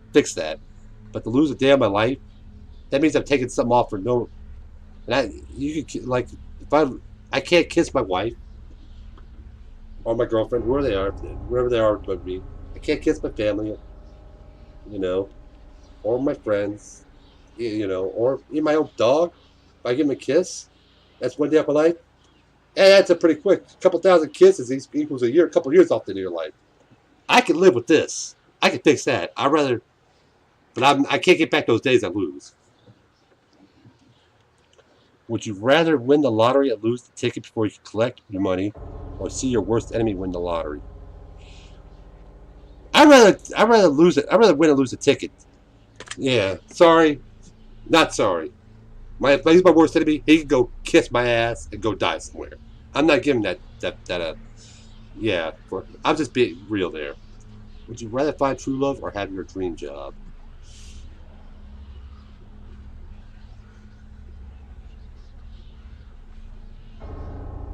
Oh,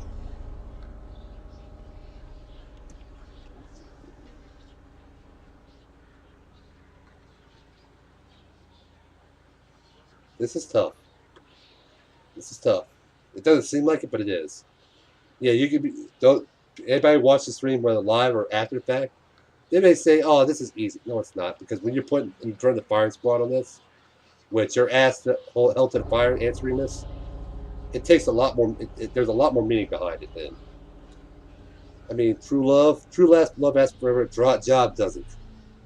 So yeah, I'd rather find true love, because if that person is my true love, it doesn't matter what we go through. They'll be with me forever. Job, even if my dream job will not last forever, even if it could, but I'd rather find true love.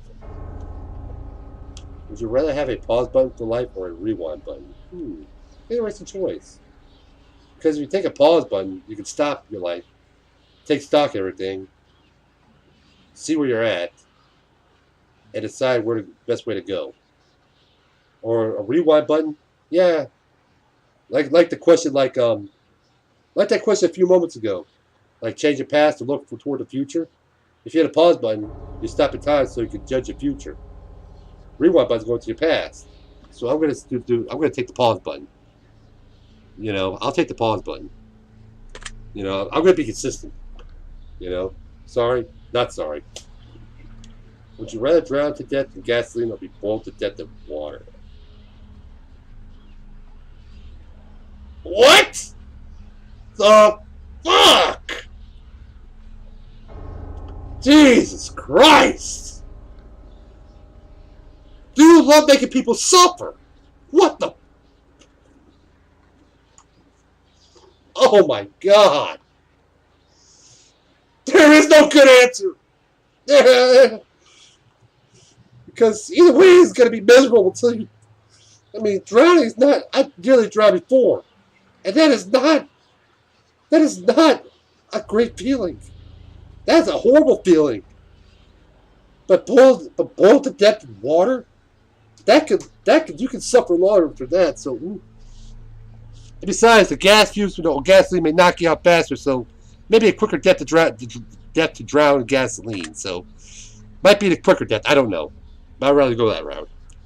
Would you rather make a new friend every day or get $100 a day for doing nothing but never have friends again?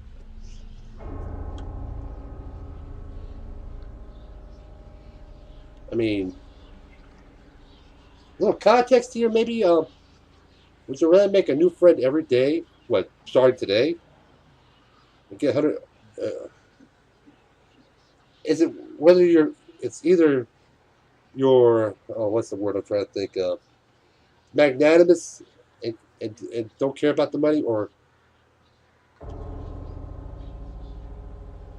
does it mean I have to give up all my friends, get $100 every day, but give all my friends in the past? Just or just I don't know. I mean, like I said, I was consistent. I'll be consistent. I make a new friend every day because money, money doesn't answer. It's not the answer for everything. It's nice to have money and be able to eat and live, but if it's just to be miserable, no, I'd rather make a new friend, and hopefully it's a good friend too. Would you rather die to save your family or sacrifice your family to save yourself? I'd rather die for my family, and my friends are just as much my family as anybody else. So yeah, I'd rather sacrifice my life to save my family. To sacrifice one for the needs of the many. Would you rather always be hated by those closest to you for something you didn't do, or have hurt everyone you care about but they'll never find out it was you? This is personal morality here.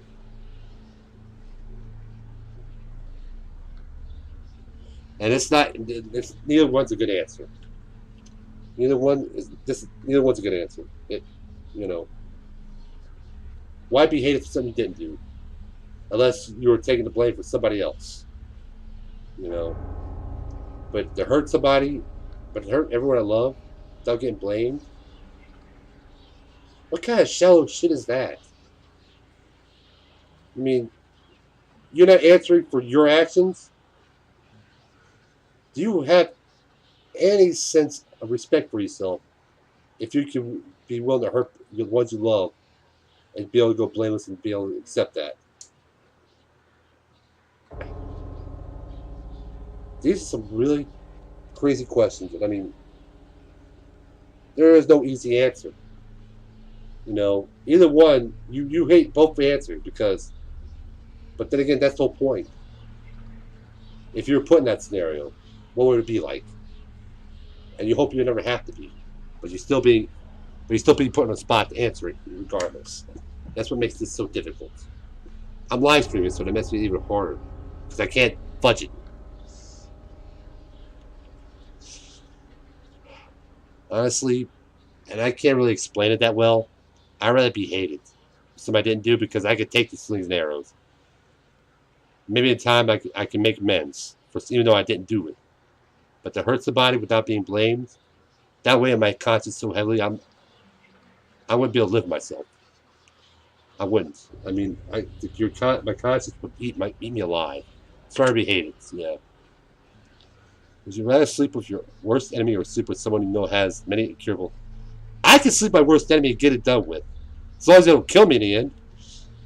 Because that's just a one-time thing, without other than just I think I could. I'd rather sleep with my worst enemy. It's only a one-time thing, and there's nothing. You don't take home anything from it other than just maybe a little nausea and a little squeakiness. I could deal with that other than living with an STD the rest of my life.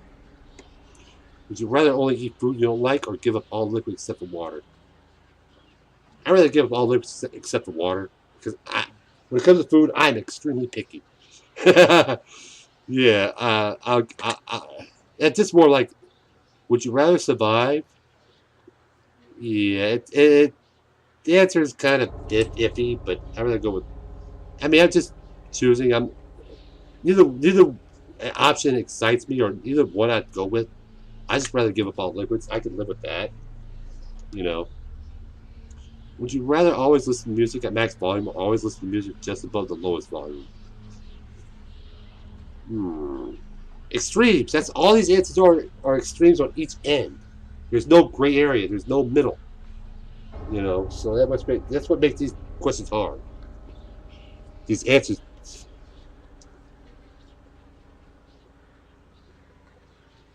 I'd rather listen to music at max volume because I want to be able to hear everything. Even if it takes me away my hearing in the end, I'd rather have to strain to hear music at a very low volume because there's actually a more deeper meaning to just what's base value. Max volume, I guess the deeper meaning here is, do you go full speed ahead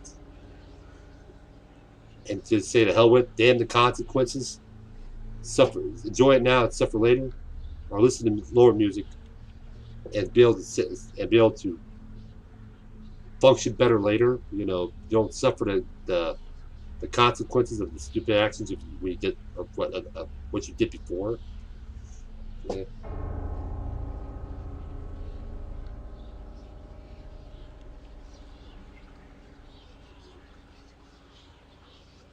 What if your worst enemy is the same sex? Being straight, that answer changes for me. Even if it's the person of the same sex, if I was forced to take either one, ugh. Now it might be hard if I have to have sex with the guy, even if it's just for one time. I'd rather suffer through that than having STDs for the rest of my life. I can live with myself with that. I could live myself, having, it's a one time thing. It's, I'm not bisexual. I'm not really bi-curious either. But if I have to do it to survive, yeah, I'd rather take the one time deal than live with the thought from something that I shouldn't have. So yeah, I live with that. I rather live when it comes. I can't listen to music at low volume. Low volume. At base value, I'd go at max volume because I can't hear as it is. But if I have to, but if I take the deeper meaning that's probably given to me, I'd rather go low volume. Would you rather meet your hero and find out they don't like you, or never meet your hero at all? I'd rather meet my hero that. Ooh, this is a little bit. I mean, I'm not. This question doesn't bother me, really all that much. I mean, I'd rather find my hero doesn't like me, so that way, I'm not a hero worshiper, so I don't have a hero. But if I have to go that route, I'd say I rather they don't like me than I meet my hero. It's essentially the deeper meaning behind this one. No, I didn't think of it like that. But I mean, it doesn't really change much how it comes out. Yeah, so it don't bother me that much either way. You know, I'd rather find out my hero doesn't. I'd rather go with that one. I'd rather. I mean, it's. Would you rather do it if it doesn't pan out for you, or never do it at all? That's like It's like make that jump, make that blind leap of faith into something. I'd rather find out my hero doesn't like me than not know it all. Would you rather never have a pet for the rest of your life, or never have friends for the rest of your life? For a guy who thinks that his pets is his family, that's hard. You know, but in the end, pets. I've been without pets for years. I can live without a pet. You know,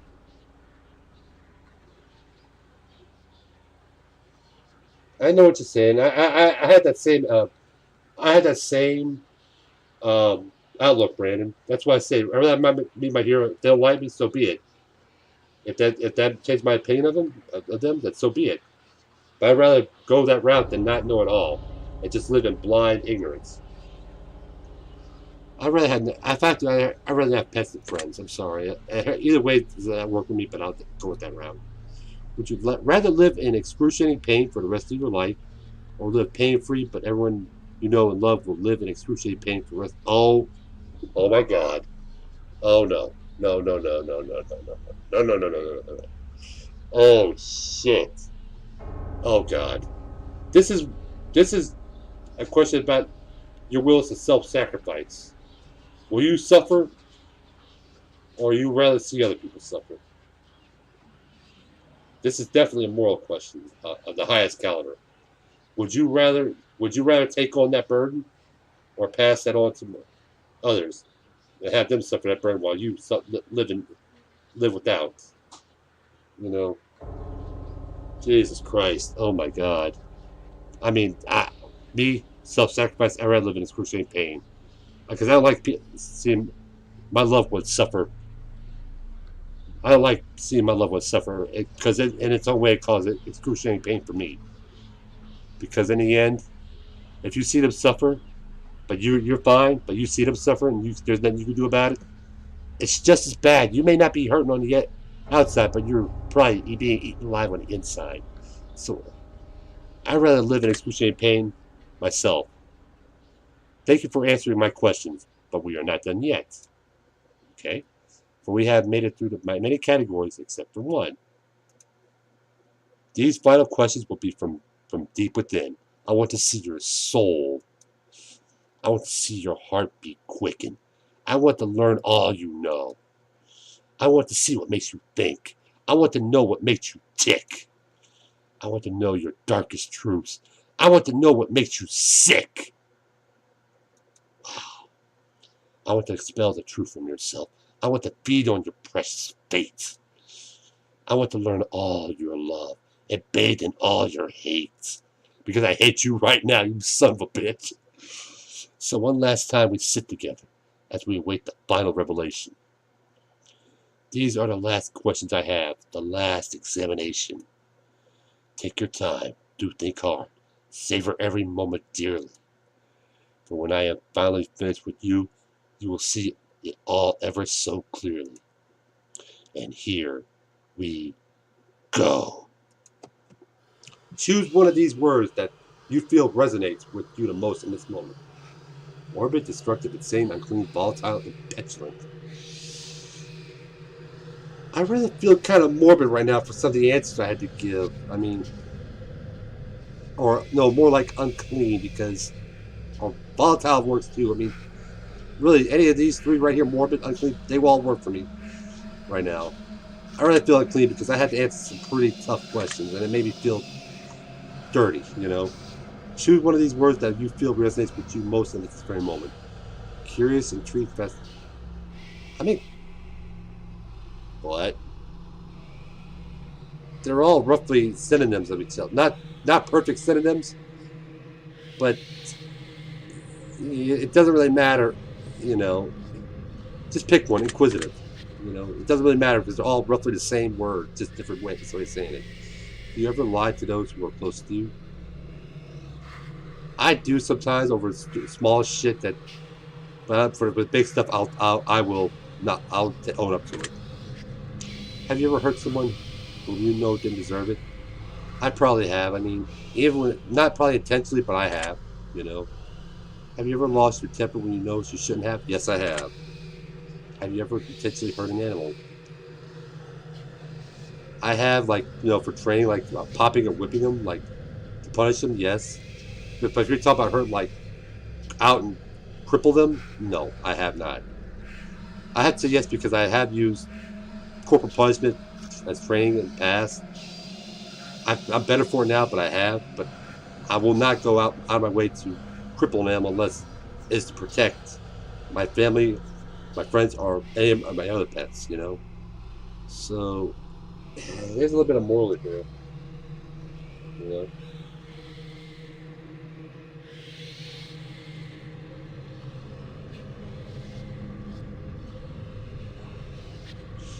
I mean, I have to say yes, even only if it was, even if I didn't do anything more than just, you know, basic corporal punishment to train them. Have you ever blamed someone for something that you know they didn't do? I probably have in my worst, in my lowest, and grits of my temper. Yes, I have. In the end, I probably didn't mean it, but I have. Have you ever abandoned a pet? Unfortunately, I did once, a couple times. A couple of cats I had that got ate up with fleas, so I had to give up to the pound because I couldn't afford to take care of them. And then I had another cat I brought to my brother's when I was living with him. I meant to take it home with me, but before we could pick him up, he ran off, and I feel bad for him. I mean, I think about it all the time, and it hurts me at my core. You know, it does. Because I love pets. Have you ever abandoned a loved one in their time of need? No. I mean, I may have not been able to probably give the right type of comfort, but I never abandoned them when they needed me the most. If they called to me, I was there for them, but I never abandoned them. Have you ever stolen something from someone that you cared about? I mean, if it's just little shit, I probably snuck off with like small things, but like, and I've had my friends do it to me too. I know that. I had some, yeah, but so yeah, I have, but I won't complicate stealing anything important. Just taking something and not bringing it back. Like, say you borrow something and never bring it back. Yeah, I take it. Then that, done that. Yeah. Have you ever broken something despite someone that you cared about? Have I? I mean,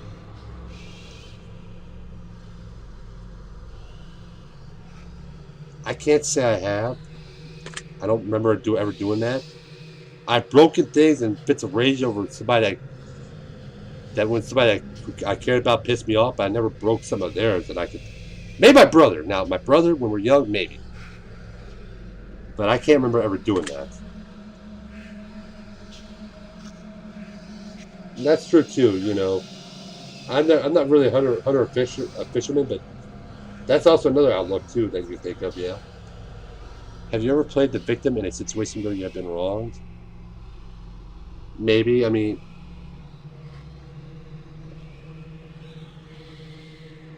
maybe when I have I. I'll cop up to it if I think about a situation because I probably have.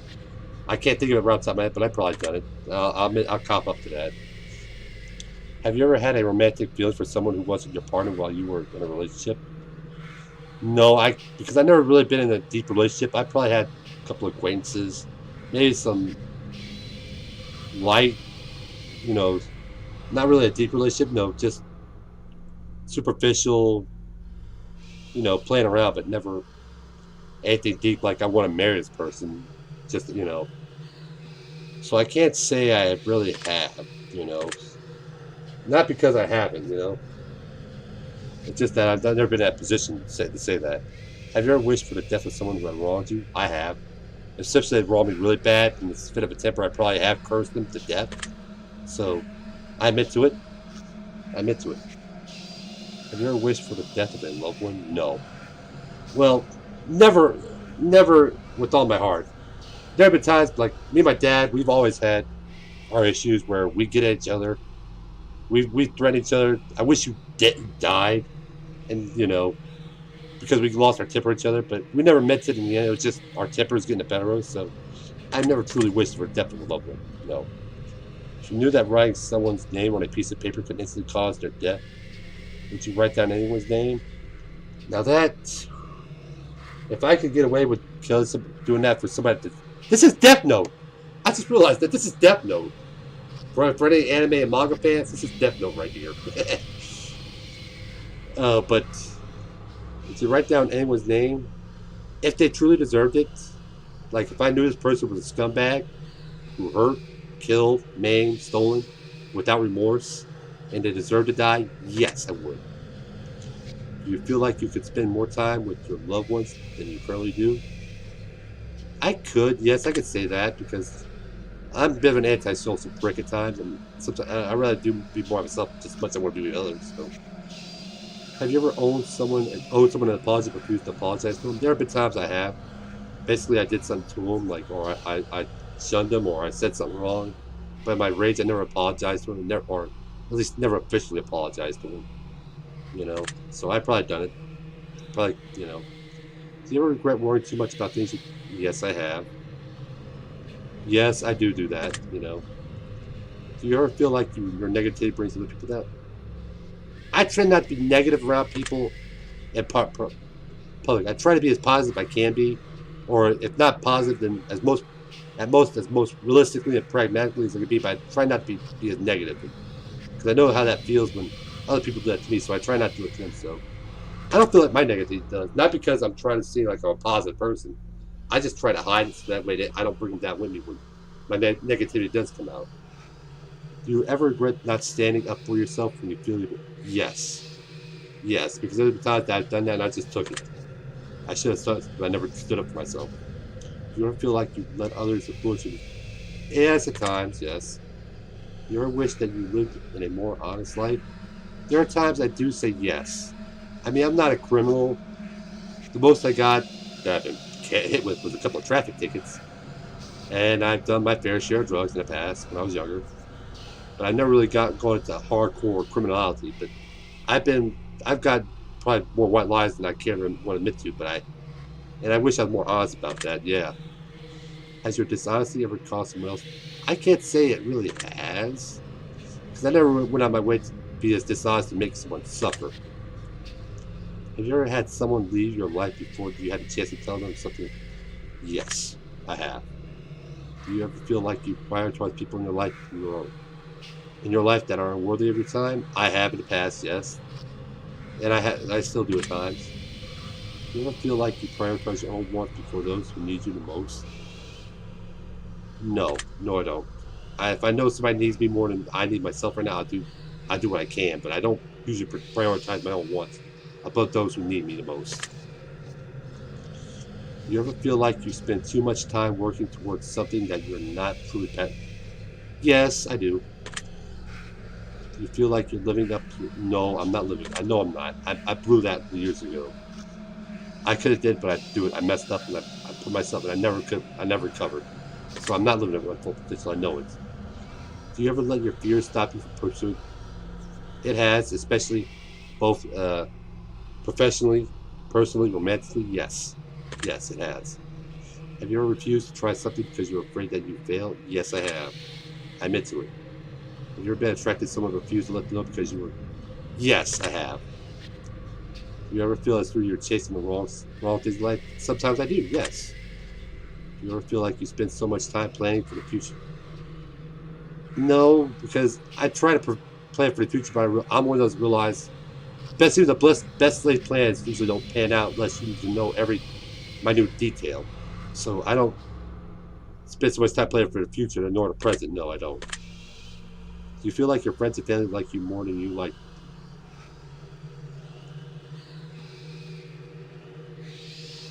Honestly, I can't tell you. I'll say no because I don't feel like they love. I don't feel like that. I really don't. Have you ever loved a pet more than your family? No. At most, they've been loved just as equally, but never more than my family. Do you ever make an excuse to get out of going to an event instead of just telling the person you invite? I have before. I've told people I just don't feel like going. There's other times I try to figure out a way to weasel out without hurting their feelings. We all done it at least once or twice in our lives. And don't, and for the love of God, do not try to say that you're not one of them because you are, because we all done it. At least once or twice, if nothing else. Do you ever feel like you spend more time with technology than you do building stronger bonds? Sometimes, yes. I'm a tech nerd, and that's been one of my biggest problems in my life. Have you ever defended someone that you shouldn't have? I have, and I come to regret it. You sometimes have a hard time admitting when you're wrong? Not necessarily, no. You ever place the blame for your personal failures? No. No. Now, can I? Yes, but I usually don't because there's no point in it. Have you ever accused someone of something with no real... I have in terms of when I let my temper get the better of me, I have. I'm no angel with that. Have you had sex with someone whom you know you shouldn't have? Nah, not really. I mean, you know, we all, I've never been in a position where I've done something like that wrong. That I could, as far as I can tell, Have you ever had any kind of relationship with someone whom you know you shouldn't have? What type? Like any type of relationship? Then I could say yes on that. Yeah. I've hung out with people that in the end I shouldn't have. You know. Have you ever let a relationship degrade because you were afraid of being the one to break up with someone? I've never been in that relationship, deep enough relationship to be in that position, so I could have to say no. But there are times when I wish that I could have tried harder to make that relationship even more than what it came out to be. So, but in this context, no, I haven't. Do you ever feel like you could take better care of your own health? Yes. Have you ever let someone else take the blame for something that you did? When I was younger, I did. Me and my brother would do that to us on occasion. Now today, I don't. I'll take the blame if it's my fault, even if I know it's going to hurt like hell. And I'll take the blame because that's what integrity means, and I'd rather have integrity than nothing at all. Have you ever acquired something that you didn't really want it because someone else wanted it? Not necessarily. I mean, I've done that when somebody says, "Hey, yeah, I got this," and I say, "Hey, is it any good?" Yeah. And again, I don't like it, but that's not the question to ask me. I never got something just because this other person got it, so I must have it. No, I never had that. Maybe, well, I take that back. Maybe my video game system, but then I got a game nut, so it didn't really hurt either way. Do you ever feel like you're not living up to others? In the past, I have. Maybe not today, and I still do because I admit there's a lot of people I don't want to tell them how my life's going because they have had such high expectations for me when I was younger. And to me, if I tell them what I've been going through now, they'll probably be shocked because they had such high expectations for me, and I blew a lot of that. And it's hard for me to probably to admit to. I will, but but I do feel like I'm not living up to I do feel like I'm not living up to expectations yet. Have you ever walked out on someone's life without an explanation? I have, but they deserved it. They deserved it. I didn't just walk out because I could, just because.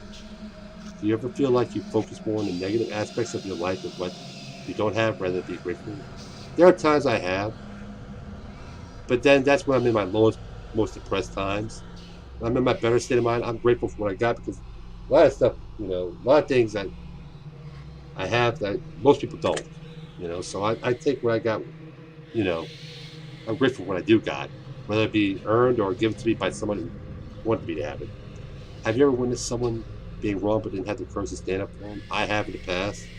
But before I gained a spine, I would sit there and watch somebody being wronged, and I'd just sit there and take it. I'm like, what am I gonna do? I played the indifferent card, and I regret it. It eats me up to think about stuff I did like that.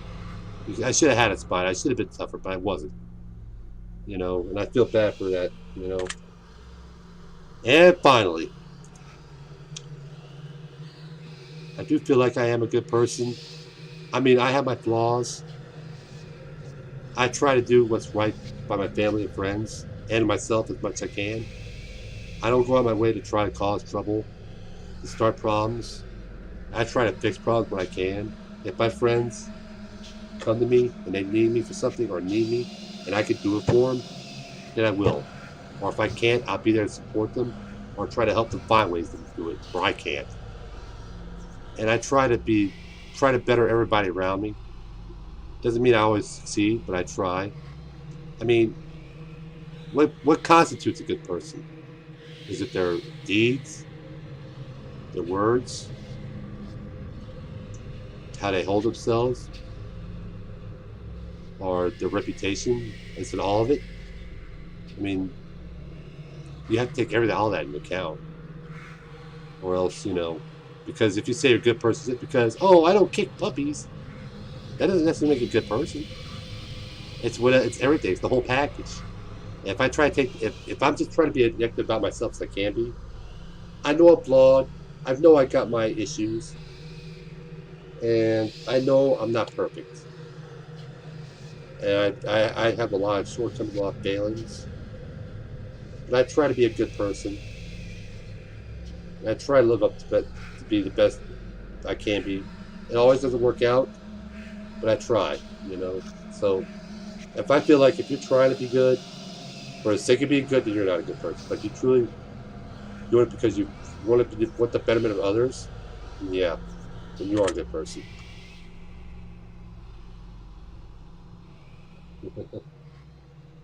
Thank you, Brandon. I haven't really talked to you a lot. We lost touch for years. We've only gotten back in touch after my brother died, and it's good we're talking again. I know I'm not much of a I'm not much of a friend in the sense that I talk to you all the time, but if you ever needed me and you could get a hold of me and I could do for you, I would. Like any of my friends, old, new, it don't matter. If you mean something to me, I do it.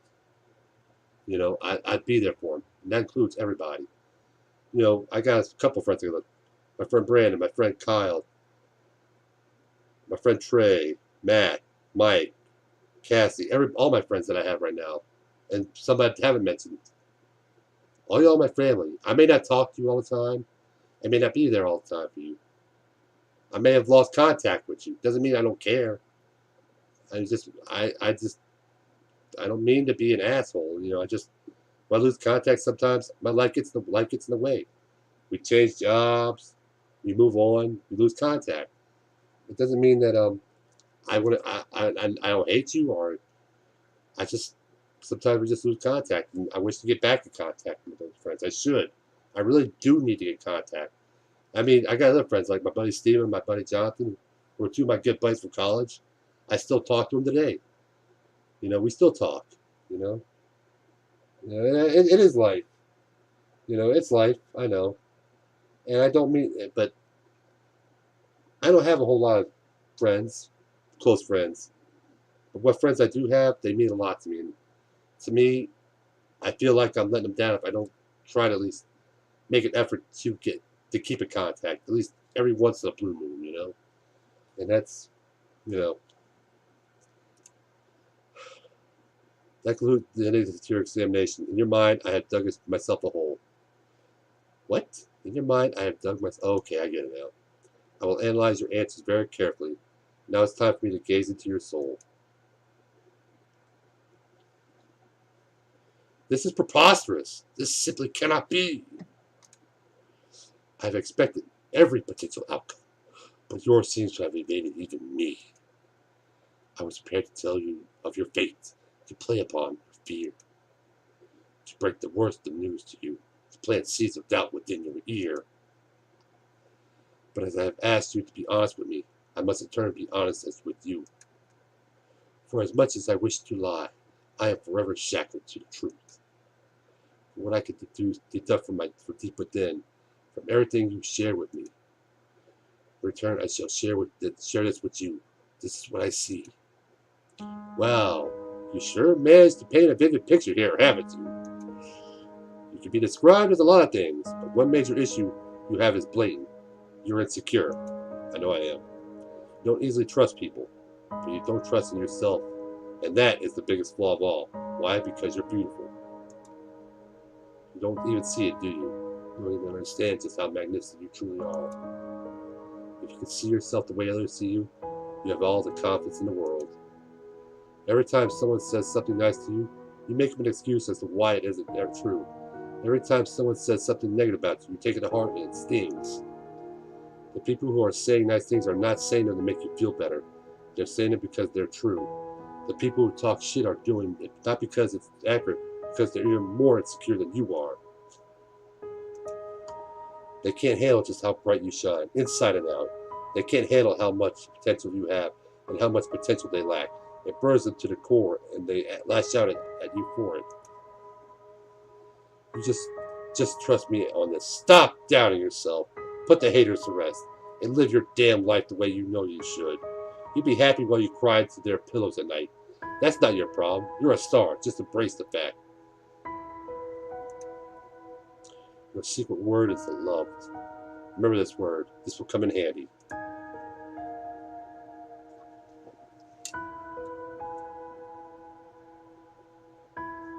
If you received an ending that you've already received before for previous examinations, remember, we did not ask you your secret words prior to taking this test, so that should be very telling. It means you're something very special. If your result was the same as something you got previously, we'd like you to add the phrase twin words next to the secret word in the comments. If you received an entirely new outcome, that means you've got multiple layers of things to work on in your journey. Or you may just have an extra layer of depth to your personality. Only you will know the answers to that. You've answered hundreds of questions. You've found deeper meanings.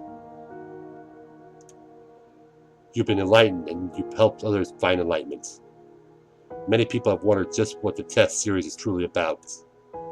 But it's simple. The answers are always so much more simple than we believe them to be. The test is about you. The reflection in your darkened screen, the one who seeks the answers. The person who seeks the answers. More than being about the answers, the test is more so about the questions. It's about making you think. It's about encouraging you to open up and admit that you're human. Just as human as everyone else. The test is about unity. The test is about compassion. The test is about bringing people together and showing the world that we're not so different after all. Look at all the secret words that have been left in the comments. Look at all the thousands of people who are just like you. We all feel so lonely sometimes. We all feel flawed. We all feel pain. But that's because every single one of us is human.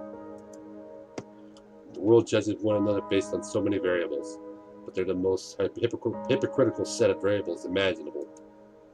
We judge each other and are judged ourselves by our peers who do the same exact shit that they judge us for in the end. And that we judge them for too. You feel flawed because you are flawed. You feel afraid because you have the right to be. You feel overwhelmed because the world is overwhelming. Depression is overwhelming. Anxiety is overwhelming. Our problems are overwhelming. Suicide is an epidemic.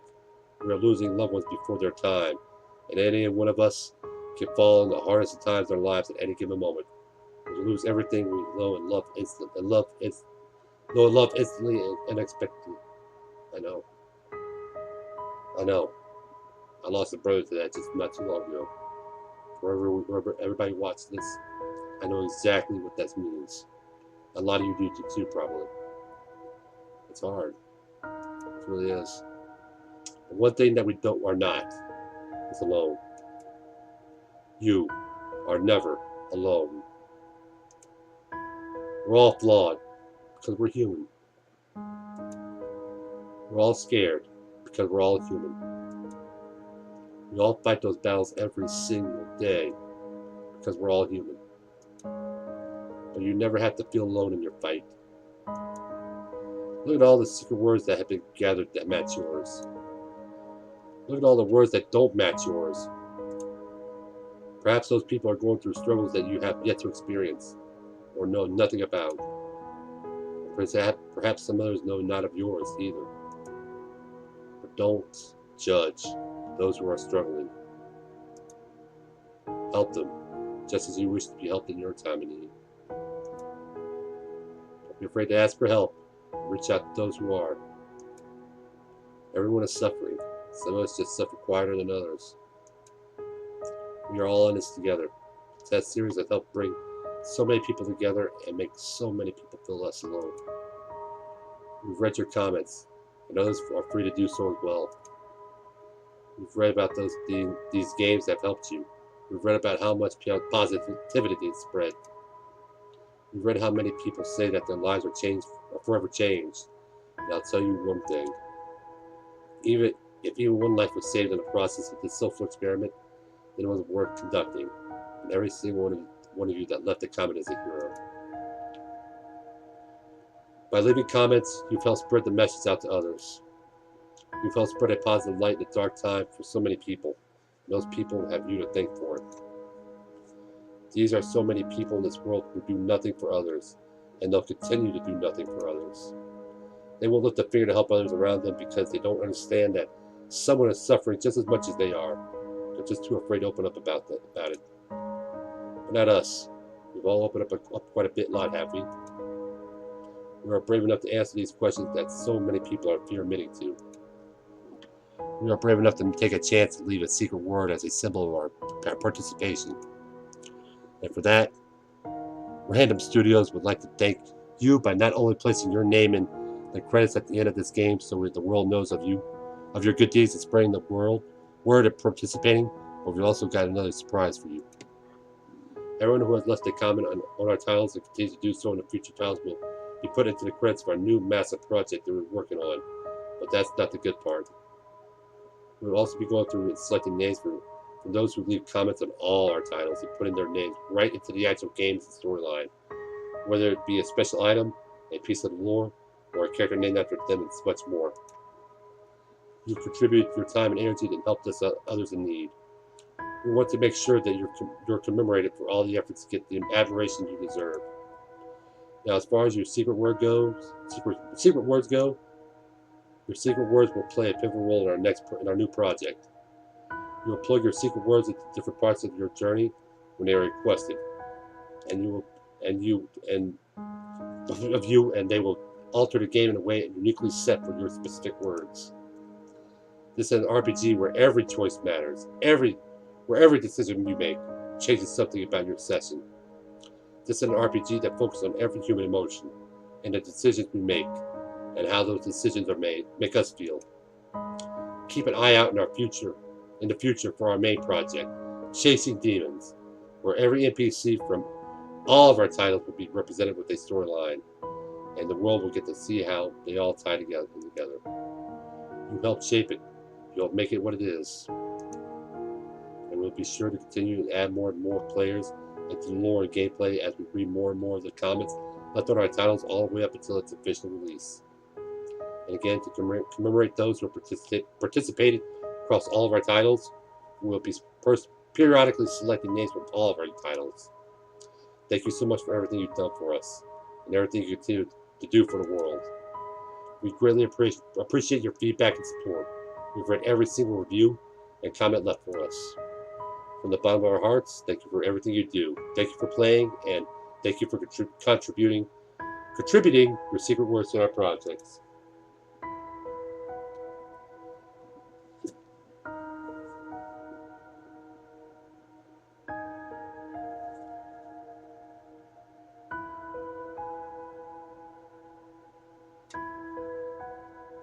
I don't have much to say. Wow.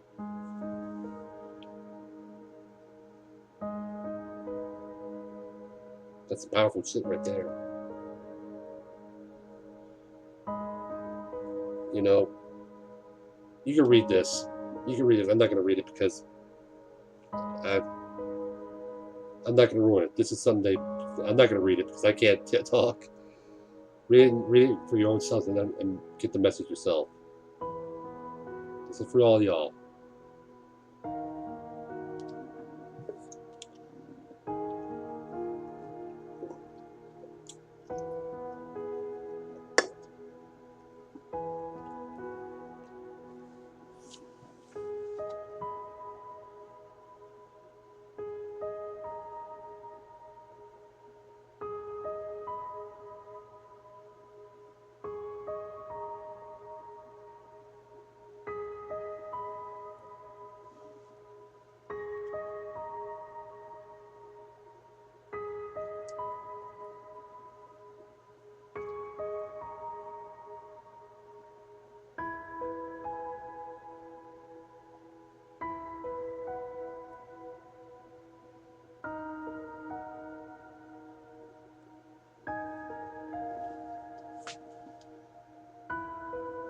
It is fascinating, isn't it?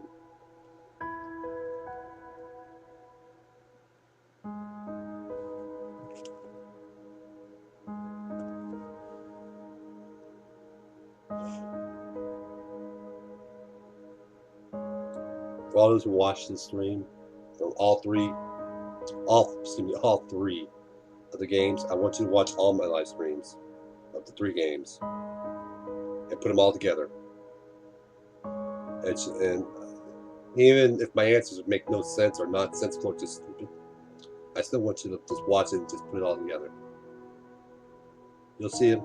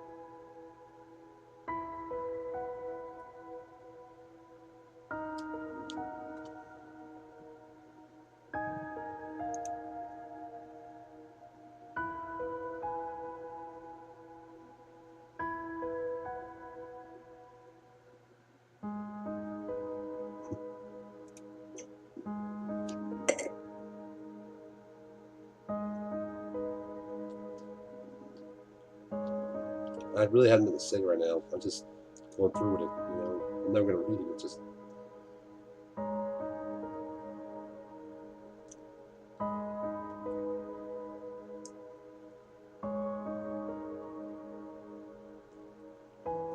My 3 words: blessed, talented, loved. Remember that for now on. Wait, what the hell? I will peel the truth from the flesh like petals from a blackened rose. The hell is this? She loves me. No. do this. What the hell is going on? She loves me not. What in the hell is going on here? She loves me. Please, I beg of you. She loves me not. Yeah! She loves me. She loves me not. She will never love a monster like you. So let her choice take its toll. And in her cell, may she rot! Damn! That was interesting. Wow. That's probably going to be for the that's probably going to be the stinger for the Chasing Demons game. Yeah, it's just a listing of all their other games. On Steam, they're called Random Studios, I believe. You can check it on their store page. I might look into some of these. Yeah, I'm just going to skip this part right here. You may list the names for... Not right now. I mean, I'm doing live stream, so I can't go through all that. Alright, well that's it. That's the game. I prefer whoever watches this to play the games themselves. It may seem dumb and stupid, but when you really get down to some of these questions, really hit you right here. It makes you think. I'm sorry. Let me exit out of this real quick. It's because I don't want music. Yeah, give me a second here. Can I expand this? Yeah. Give me a second here. Whoop. Okay. Yeah, but for all of you, just play the games. They're cheap. You don't have to pay an arm and leg for them.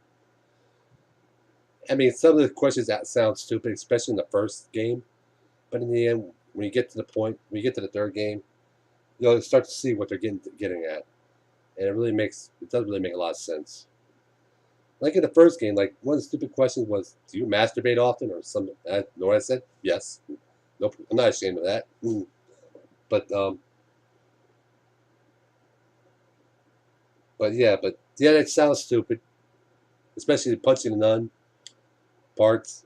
That was actually a joke from a YouTuber, Markiplier, one of the biggest YouTubers out there. He made a joke about that one time. One of his older plays, and it came back in the game. Yeah. I mean, a lot of those questions in that game made me think. I mean, that was tough. You know, and I mean, I answer the questions based on my situation, my personal feelings, my sense of morality, and my moral compass, and it made me think a lot.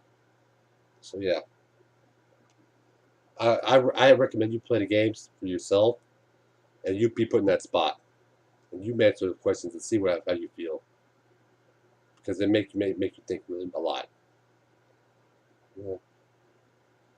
I do need to play something happy, because I'm not depressed, but I'm just like mind blown. Like wow, I'm not depressed. I'm just like my mind's kind of addled right now. It's like wow. I'm just crazy. It's like I've just had my world turned upside down a little bit. So yeah, I need to take a break. But here's the thing: before y'all go, before I end the stream right here, what time is it right now? It is 1:39. In about 30 minutes, 45 minutes, give me a little time to think. I'm going to pick another game. Even if it's just a fun little game or just something stupid, I'll just do a live stream just to give us a little bit more of a feel good walk off for the night type of live stream. You know, not anything big or fancy. Just maybe a quick little indie game just to make us laugh and have a good time. So, but yeah, I'll end this game right here. I'll end the stream right here. To my friends out there, I will see you again one day. To all my fans, or what few fans I do have, not much. Bye. by going by the count of my stream count. As always, like, follow, subscribe, share, comment, and if you can, donate. If I can start getting a donation stream going, I can start being a high